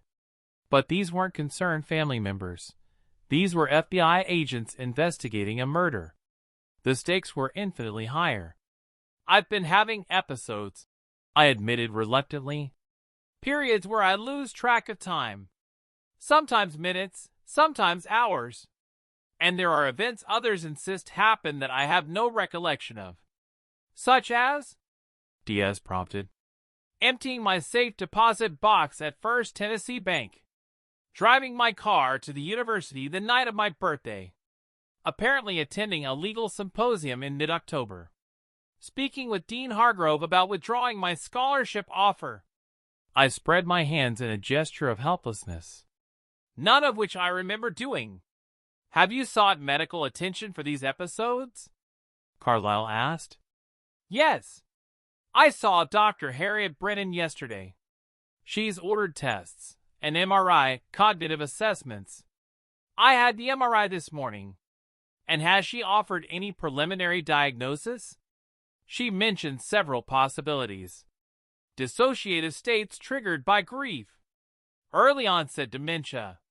But there are aspects of the situation she felt couldn't be explained by medical causes alone. What aspects? Diaz asked, leaning forward slightly. The photographs for one. At their questioning looks, I explained about the manila envelope containing pictures of me sleeping, taken from inside my bedroom. And the threatening letter regarding my will. The simultaneous disappearance of documents from 2 different locations. The fact that someone called my attorney pretending to be me, trying to reverse the scholarship decision. The agents were silent for a moment, considering this information. Finally, Carlyle spoke. Professor Brooks, I'm going to be direct with you. Jacob Friedman was found dead in his office this morning by his secretary. He had been struck on the head with a heavy object, presumably his own award statuette, which was found nearby with blood and hair on it. The preliminary time of death is estimated between 7 p.m. and midnight last night. I felt sick. You think I killed him? We're not making any accusations, she replied carefully. We're gathering information. But you should be aware that Mr. Friedman's secretary told us he had been increasingly concerned about you. That you had been calling repeatedly about your will, sometimes seeming confused, other times angry. That you had accused him of conspiring with your sons to steal your money. That's absurd, I protested. I never said any such thing. Someone has been impersonating me, making those calls. Perhaps, Diaz conceded. But there's more. The security system at Mr. Friedman's office building captured footage of you entering at 6:42 p.m. last night and leaving at 7:25 p.m. You were wearing a gray sweater and dark pants, similar to what you're wearing now. The room seemed to tilt around me. That's impossible. I was at home with Michael. Are you certain? Carlyle pressed. You mentioned memory lapses, episodes where you lose time. Is it possible you left the house without your son noticing? No, I said firmly, though a seed of doubt had been planted. What if I had? What if during one of my episodes, I had driven to Jacob's office in a state of confusion or anger? What if I had done something unthinkable and then blocked it from my mind? We'd like to take a DNA sample from you, Diaz said, for elimination purposes. And we'll need to examine your clothing. Am I under arrest? I asked, my voice sounding strange to my own ears. Not at this time, Carlyle replied. We're exploring all possibilities. But I should advise you not to leave town without notifying us. The rest of the interview passed in a blur of questions about my relationship with Jacob, my financial situation, my son's inheritance expectations. They asked for detailed accounts of my movements over the past week, names of anyone who might be able to verify my whereabouts, information about my medical history. Through it all, a terrible thought kept circling in my mind. What if I had killed Jacob Friedman and had no memory of it? What if the stress and grief of losing Eleanor had broken something fundamental in my mind? What if I was capable of violence I couldn't remember or control? By the time they escorted me back to the waiting area where Michael sat anxiously flipping through a magazine, I felt hollowed out, as if something essential had been scraped from inside me. Dad? Michael stood as I approached, his eyes searching my face. What's going on? They wouldn't tell me anything. Before I could answer, Agent Carlyle spoke. Mr. Brooks, we've taken a DNA sample from your father and documented his statement. He's free to go for now, but as I explained to him, he shouldn't leave town. We may have additional questions. Questions about what? Michael demanded. My father is 66 years old and clearly confused about recent events. He needs medical attention, not an FBI interrogation. Your father is connected to an ongoing homicide investigation, Mr. Brooks, Diaz said calmly. We're proceeding with appropriate caution given his age and reported memory issues, but we have a duty to thoroughly investigate all angles. Michael's face paled. Homicide? What are you talking about? Jacob Friedman was found dead this morning, I said quietly. Murdered in his office. And they think you? Michael broke off, looking incredulously between me and the agents. That's ridiculous. My father wouldn't hurt anyone, let alone a friend of 20 years. We're not making accusations at this point, Carlyle reiterated. But there is video evidence placing your father at the scene during the estimated time of death. That's impossible, Michael said automatically. He was with me all evening. Agent Diaz raised an eyebrow. All evening? Without interruption? Michael hesitated, and I could see him replaying the previous night in his mind. Well, he went for a walk at one point, but only for about 45 minutes. Nowhere near enough time to drive downtown, commit murder, and return. Are you certain it was only 45 minutes? Carlyle asked. Did you check the time when he left and returned? Another hesitation. I'm not sure exactly. I was on the phone with my wife for part of that time. And then I was reviewing some case files. So it could have been longer? Diaz suggested. I suppose it's possible, Michael admitted reluctantly. But Dad doesn't drive at night anymore, not since Mom died. He says the glare from oncoming headlights bothers his eyes. The agents made notes of this exchange. We'll be in touch, Carlyle said finally. In the meantime, Professor Brooks, I suggest you keep that appointment with your neurologist. As we drove home in silence, I could feel Michael's anxiety radiating from him like heat. Finally, as we turned onto our street, he spoke. Dad, I need to ask you something, and I need you to be completely honest with me. I braced myself. Go ahead. Is there any possibility, any at all, that you went to Jacob's office last night and don't remember it? The question shouldn't have hurt as much as it did. My own son, wondering if I was a murderer with convenient amnesia. But hadn't I asked myself the same question? I don't think so, I said carefully. But Michael, I've been losing time. Having episodes I can't account for. If that security footage really shows me at Jacob's office. I couldn't finish the thought. It could be someone who looks like you, he suggested. Or the footage could be altered. There are plenty of explanations that don't involve you losing your mind or committing murder." I wished I could share his certainty. "The agent said Jacob's secretary reported that I'd been making angry calls, accusing him of conspiring with you and James. But I never made those calls, Michael." "Never." He frowned. "Then someone's been impersonating you very effectively. First with Jacob, then with Dean Hargrove, now possibly on security footage." He pulled into our driveway, putting the car in park but not turning off the engine. "This is beyond simple manipulation, Dad. This is elaborate and dangerous. And now Jacob is dead," I said quietly. "The only person besides me who knew the details of the revised will." Michael turned to face me fully. "Dad, I think you should come stay with me and Diane in Nashville, just until this is sorted out. It's not safe for you here." The offer was tempting, to retreat to the safety of my oldest son's home, to let him handle the confusion and danger swirling around me. But something held me back. "I can't leave, Michael. Not now. The FBI would see it as suspicious, for one thing. And running away won't solve the underlying problem. I need to understand what's happening to me, and who's behind it." He looked like he wanted to argue, but instead just nodded. "Then I'm staying here with you. At least until James gets back." "If he comes back," I said, thinking of our last exchange. "He was pretty upset."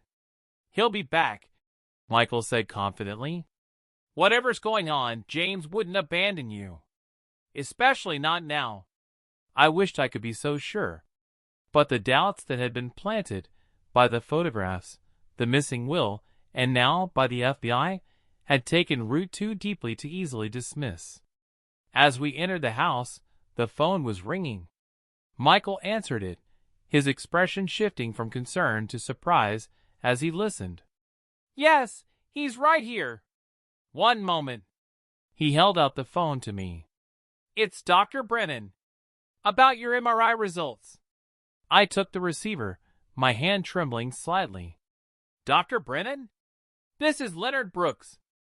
"Professor Brooks." Her voice was professional but gentle. "I've received the preliminary report from your brain scan. I think you should come in as soon as possible to discuss the findings." My mouth went dry. "Can you give me any indication of what they found?" A brief hesitation. "There's an abnormality, Leonard. A small mass in the right temporal lobe. It may explain some of your symptoms, but I'd rather not speculate further over the phone. Can you come to my office tomorrow morning? Say 9 o'clock? A mass," I repeated, the words feeling foreign in my mouth. "You mean a tumor?" "It's too early to make that determination," she said carefully. "We'll need additional tests. But yes, that's one possibility we need to investigate." I thanked her mechanically and hung up, turning to find Michael watching me with a mixture of fear and hope on his face. "A brain tumor," I said, answering his unspoken question. "They found something on the scan. A mass in my right temporal lobe." His expression cycled through several emotions: shock, concern, and then, surprisingly, relief. "That explains it, Dad. The memory lapses, the confusion. It's not dementia or psychological, it's physical. They can treat that." "Maybe," I said, not sharing his optimism. "But it doesn't explain everything, Michael. It doesn't explain the missing wills or the photographs or Jacob's murder. But it gives us something concrete to work with," he insisted. "If you're having blackouts or dissociative episodes because of a brain tumor, that could explain why you don't remember going to the bank or driving to campus. And it gives us a defense if the FBI tries to accuse you of anything."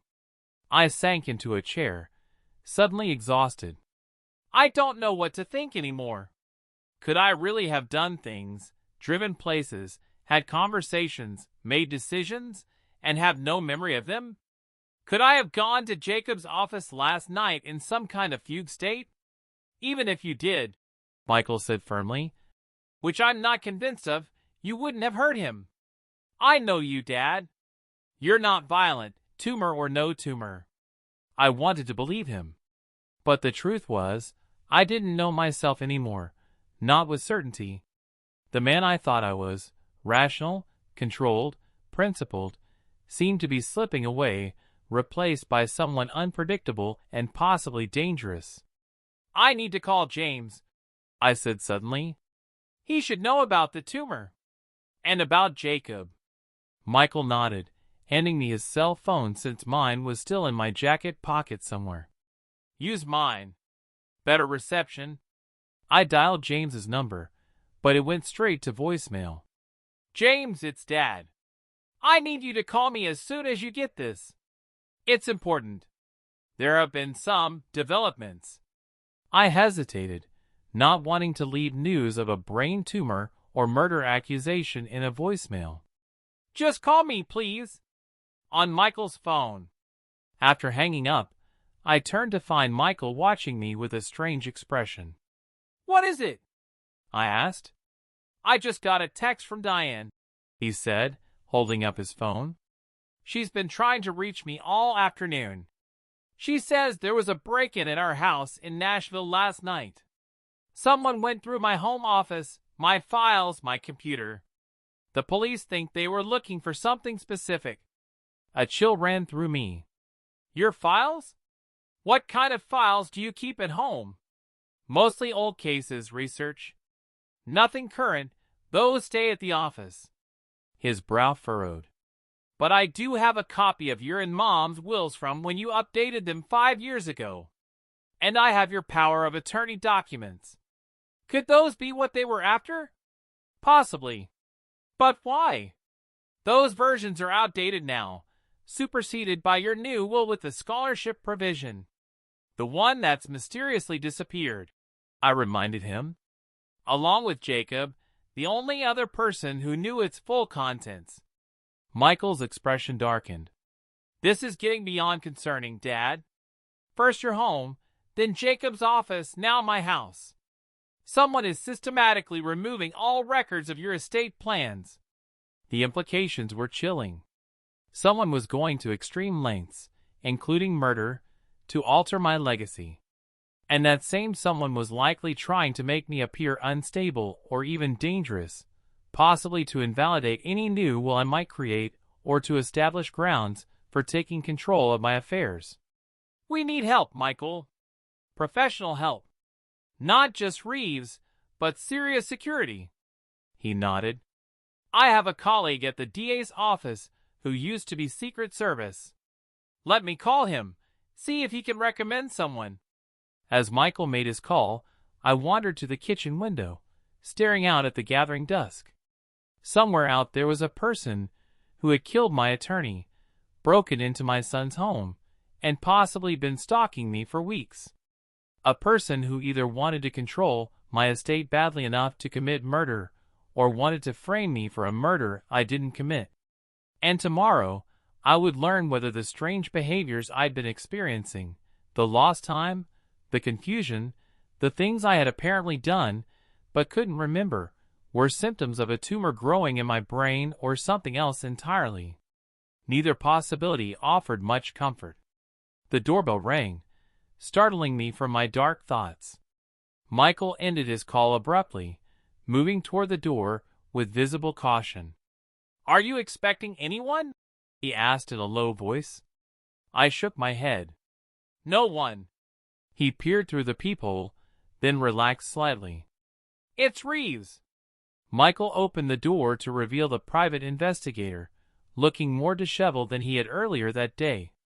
His normally neat gray hair was windblown, and there was a smudge of what looked like dirt on his cheek. Sorry to drop by unannounced, Reeves said, stepping inside, but I've discovered something you need to know immediately. He glanced between us, taking in our tense expressions.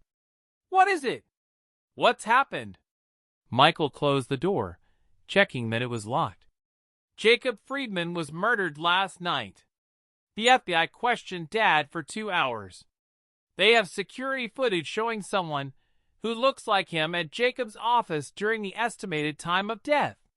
Reeves' eyebrows shot up. That's significant and problematic, given what I've found. What did you find? I asked, leading them both into the living room. Reeves placed his briefcase on the coffee table and removed a small laptop. After our meeting this morning, I decided to follow up on several threads. One was the footage of you at the bank with Allison Brooks's car. I wanted to track that car's movements, see where it went before and after the bank visit. He opened the laptop and turned it to face us. I managed to access traffic camera footage from downtown Knoxville on October 10th. The car appears here. He pointed to a grainy image of a dark sedan at an intersection, heading toward the bank at 1:32 p.m. And here, he switched to another image, leaving the bank area at 2:28 p.m. That matches the timing from the bank surveillance system, I noted. Yes, but here's where it gets interesting. He brought up a third image. This is from a camera near the university, taken at 2:43 p.m. The same car, now parked near the law school building. And this, he switched to yet another image, is from the law school's own security camera in the lobby. The image showed me, or someone who looked remarkably like me, entering the building, accompanied by a woman whose face was partly obscured as she looked down at something in her hands, possibly a phone. Is that Allison? Michael asked, leaning closer. Reeves shook his head. I don't believe so. The height and build are wrong. This woman is taller, thinner, but the quality isn't good enough for a definitive identification. I stared at the image, trying to reconcile it with my complete lack of memory of this event. And you're certain this was October 10th? The day of the symposium Mrs. Chen mentioned? Yes. And that brings me to my second discovery. Reeves pulled out a printed program and handed it to me. The Hargrove Symposium on Constitutional Law, held at the university on October 10th, featuring guest speakers from across the country, including, he tapped a name on the program. Elise Friedman, Jacob's daughter, I said, recognizing the name. She's a constitutional law professor at Columbia. I've met her several times over the years. And according to the university's records, you were registered as an attendee, Reeves continued. But here's the kicker. You weren't just attending. You made a substantial donation to the symposium fund that day. $50,000.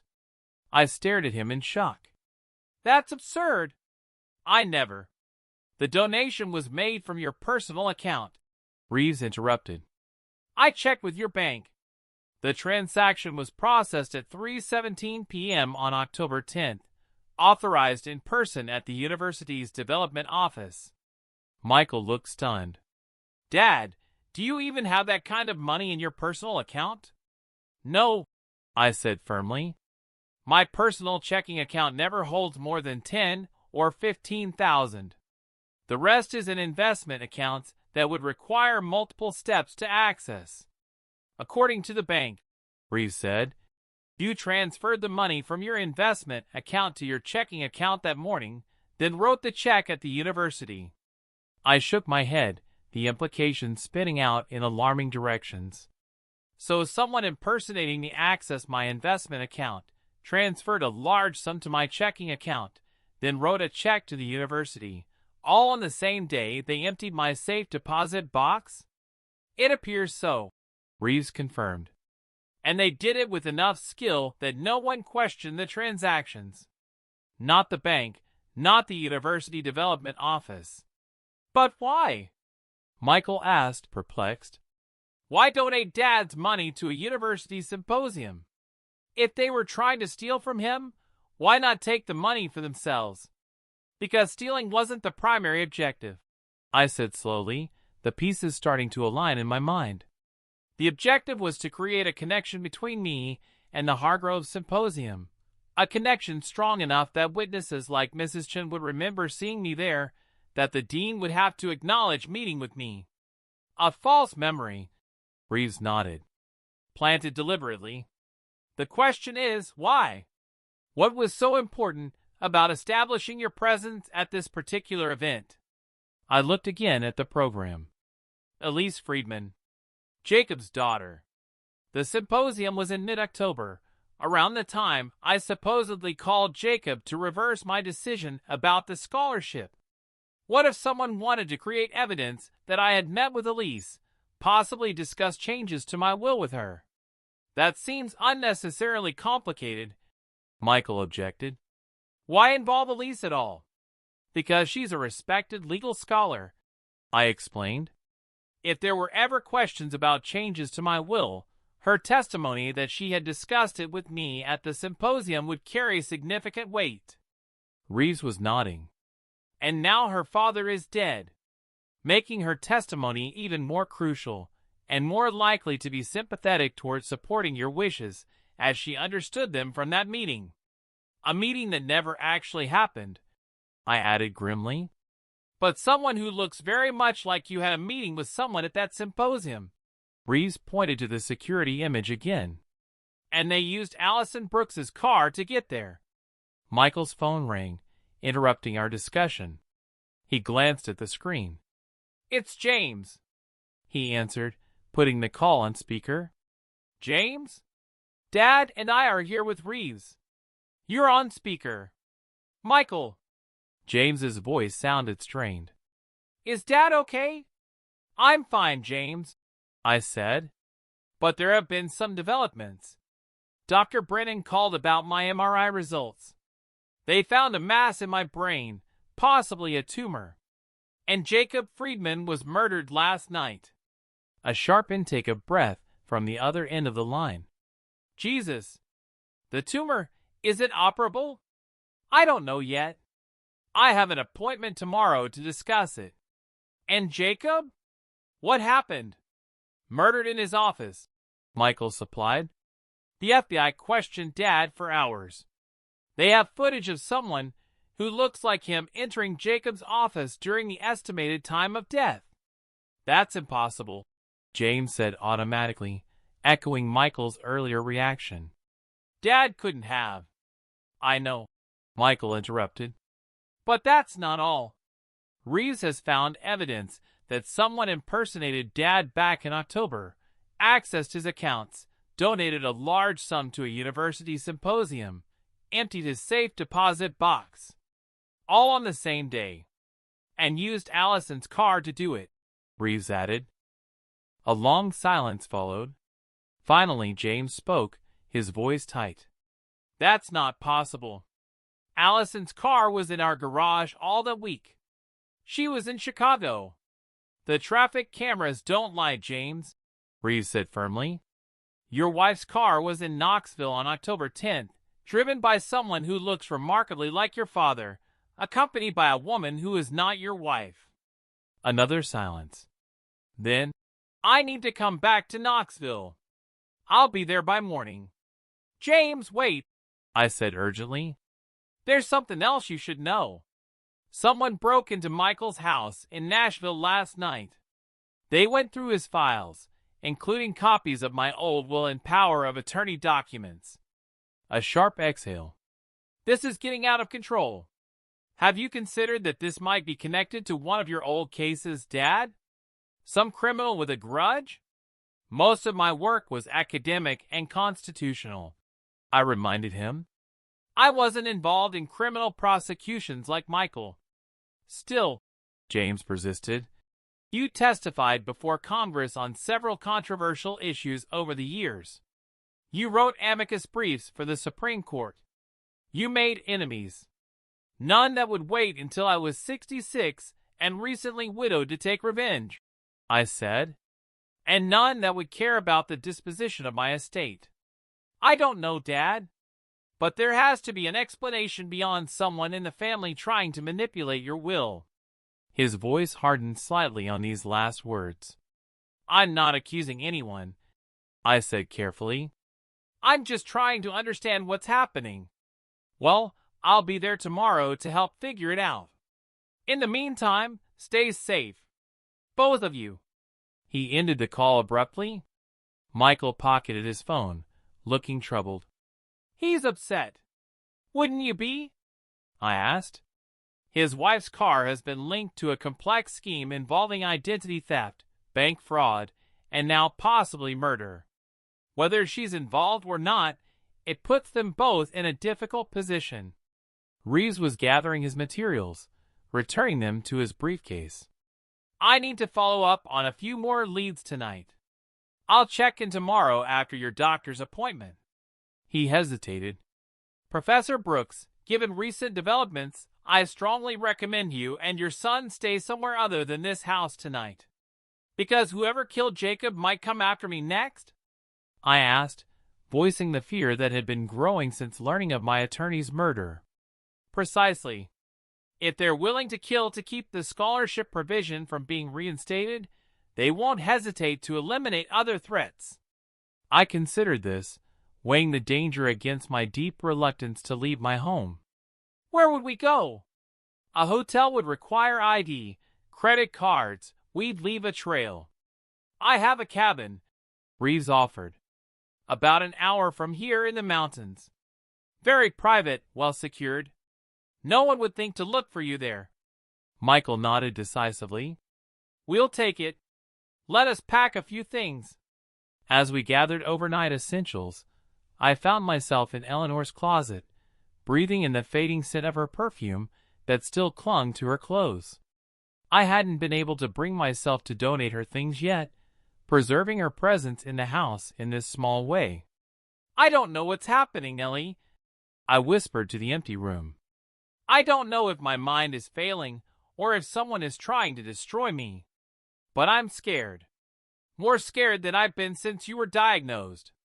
No answer came, of course. Just the silence of a house that had once been filled with love and laughter, now haunted by confusion and fear. When I emerged with my small overnight bag, Michael was waiting in the hallway, his own bag at his feet. Ready?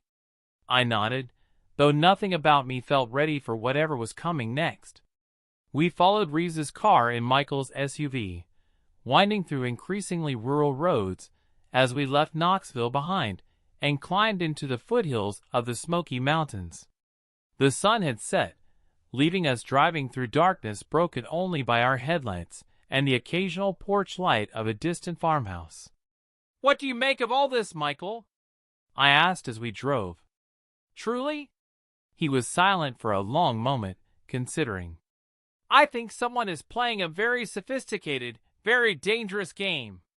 They've been planning this for months, maybe longer. They know our family intimately, our routines, our relationships, our vulnerabilities. And their goal? Control of your estate, obviously. But there might be more to it, something we haven't discovered yet. I nodded, my thoughts drifting to the tumor growing in my brain. If it is a tumor causing my episodes, it might have been developing for some time, making me vulnerable to manipulation, making it easier to convince others I'm confused or unstable. We'll know more tomorrow, Michael said, reaching over to briefly squeeze my hand. Whatever it is, we'll face it together. I wanted to believe him. But as Reese's taillights led us deeper into the darkness of the Tennessee mountains, I couldn't shake the feeling that we were heading not toward safety, but toward a confrontation that would shake the foundations of everything I thought I knew about my family and about myself. Reese's cabin was rustic but secure, nestled among tall pines with a clear view of the approaching road. Inside, a stone fireplace dominated the main room, casting flickering shadows across rough-hewn furniture. It should have felt safe. It didn't. Sleep eluded me, my mind racing between the tumor growing in my brain and the murder I couldn't remember committing or didn't commit. By dawn, I'd reached a decision. I need to speak with Elise Friedman, I told Michael over bitter coffee. She may know something about her father's death and my supposed appearance at the symposium. He frowned. The FBI will be watching her. Then we'll need to be careful. We called Reeves, who arrived an hour later with surprising news.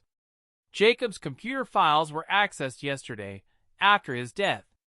Someone used his credentials to transfer client documents to an external server. My new will? I asked. Possibly. But there's more. Allison Brooks resigned from her firm effective immediately, citing family emergency. Her assistant mentioned a sudden international trip. Michael's eyes widened. She's running. Before we could process this, my phone rang. Dr. Brennan. Leonard, I've consulted with a neurosurgeon. The mass appears benign, consistent with a meningioma. It's pressing on areas associated with memory and personality, which explains your episodes. It's operable, with good prognosis. Relief flooded through me. My symptoms had a physical cause, one that could be treated. As we drove to meet Elise at a roadside diner, arranged discreetly through Reeves, I felt a clarity I hadn't experienced in months. Whatever had happened, whatever someone had done using my identity, wasn't the result of my own actions during blackouts. I hadn't killed Jacob. Elise Friedman looked exhausted, her dark hair pulled back severely, her father's intelligent eyes red-rimmed with grief. When she saw me, something shifted in her expression. "You're not him," she said immediately. "Excuse me?" I asked. "The man at the symposium, the one who claimed to be Leonard Brooks." "You're not him." She studied my face. "Similar, but not identical. He was younger somehow." The pieces suddenly aligned in my mind, the impersonator, the elaborate scheme, the connection to my family. "Elise, did the man you met mention anything about a scholarship? About changes to my will?" She nodded. "He said he was reconsidering the scholarship, wanted my professional opinion on reverting to a family-only bequest. I advised him it was straightforward legally. Then he donated $50,000 to the symposium fund, in my father's name. And recently? Did your father mention any concerns about me?" Her expression darkened. "He called me last week, troubled about inconsistencies in your behavior. He'd begun to suspect someone was impersonating you in legal matters. The day before he died, he told me he'd found proof." "What proof?" Michael asked urgently. "Video footage," she said, "from his office security system. He'd installed a hidden camera after documents went missing. He said he'd caught someone on tape who wasn't you, using your identity." She paused. "He was going to show me yesterday." As she spoke, my phone buzzed with a text from James. "At your house. Found something in Mom's study. Come immediately." We exchanged glances. Whatever James had discovered might be the final piece of the puzzle, or a carefully laid trap. Either way, it was time to end this. The drive back to Knoxville was tense, every bend in the mountain road bringing us closer to answers, or danger. Michael kept checking the rearview mirror for followers, while I held Elise's revelation in my mind like a fragile bird. Jacob had proof of my impersonator. My house looked eerily normal as we approached. No police cars, no signs of disturbance. James's rental car sat in the driveway beside another vehicle I didn't recognize. "Stay behind me," Michael whispered as we entered through the front door, the new locks clicking softly. We found James in Eleanor's study, kneeling before her antique writing desk, the bottom drawer pulled open. Beside him stood a young man I'd never seen before, perhaps 30, with familiar features that stirred something in my memory. "Dad," James said, rising to his feet. "This is David, Eleanor's son." The world seemed to stop. "Eleanor didn't have a son." "She did," the young man said quietly. "Before she met you. She gave me up for adoption at 16. The resemblance was suddenly unmistakable. Eleanor's eyes, her delicate hands, the slight tilt of the head when speaking. "She found me 3 years ago," David continued. "We met in secret. She wanted to tell you, but her diagnosis came soon after." James indicated a hidden compartment in the desk drawer. "Mom left a letter explaining everything. And this." He held up a USB drive. security footage from a private investigator she hired last year. We gathered around James's laptop to watch. The footage showed a man entering Jacob Friedman's office, a man remarkably similar to me, but younger, with subtle differences in posture and movement. Beside him walked a woman I recognized immediately, Allison. "That's him," Elise gasped. "That's the man from the symposium." The next video showed the same man at my bank, emptying the safe deposit box. "David hired the PI himself," James explained. "When Eleanor learned she was dying, she told him about her plans to create the scholarship. She was worried someone might try to stop it." "Allison," I said, the pieces finally clicking into place. "She discovered the scholarship plan." James nodded, his expression grim. "She found Mom's correspondence with David during a visit last Christmas. She and David," he hesitated, "they have the same biological father. They're half-siblings. She convinced him to impersonate me," I realized, "to systematically dismantle the scholarship plan. She manipulated me too," James admitted. "Our financial troubles were real, but far less severe than I believed.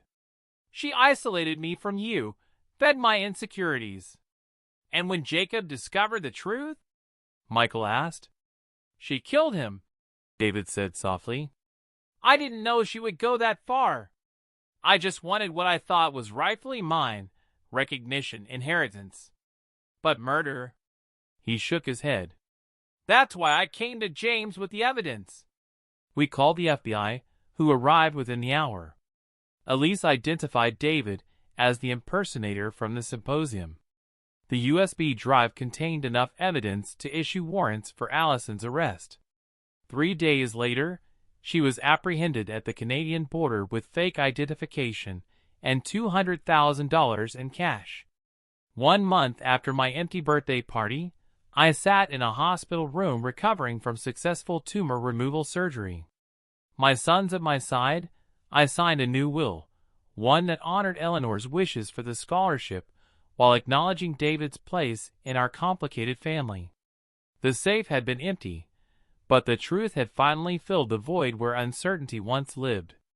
"If this story moved you," I whispered to my reflection as I adjusted my tie for Jacob's funeral, "please share it and subscribe for more real stories like mine."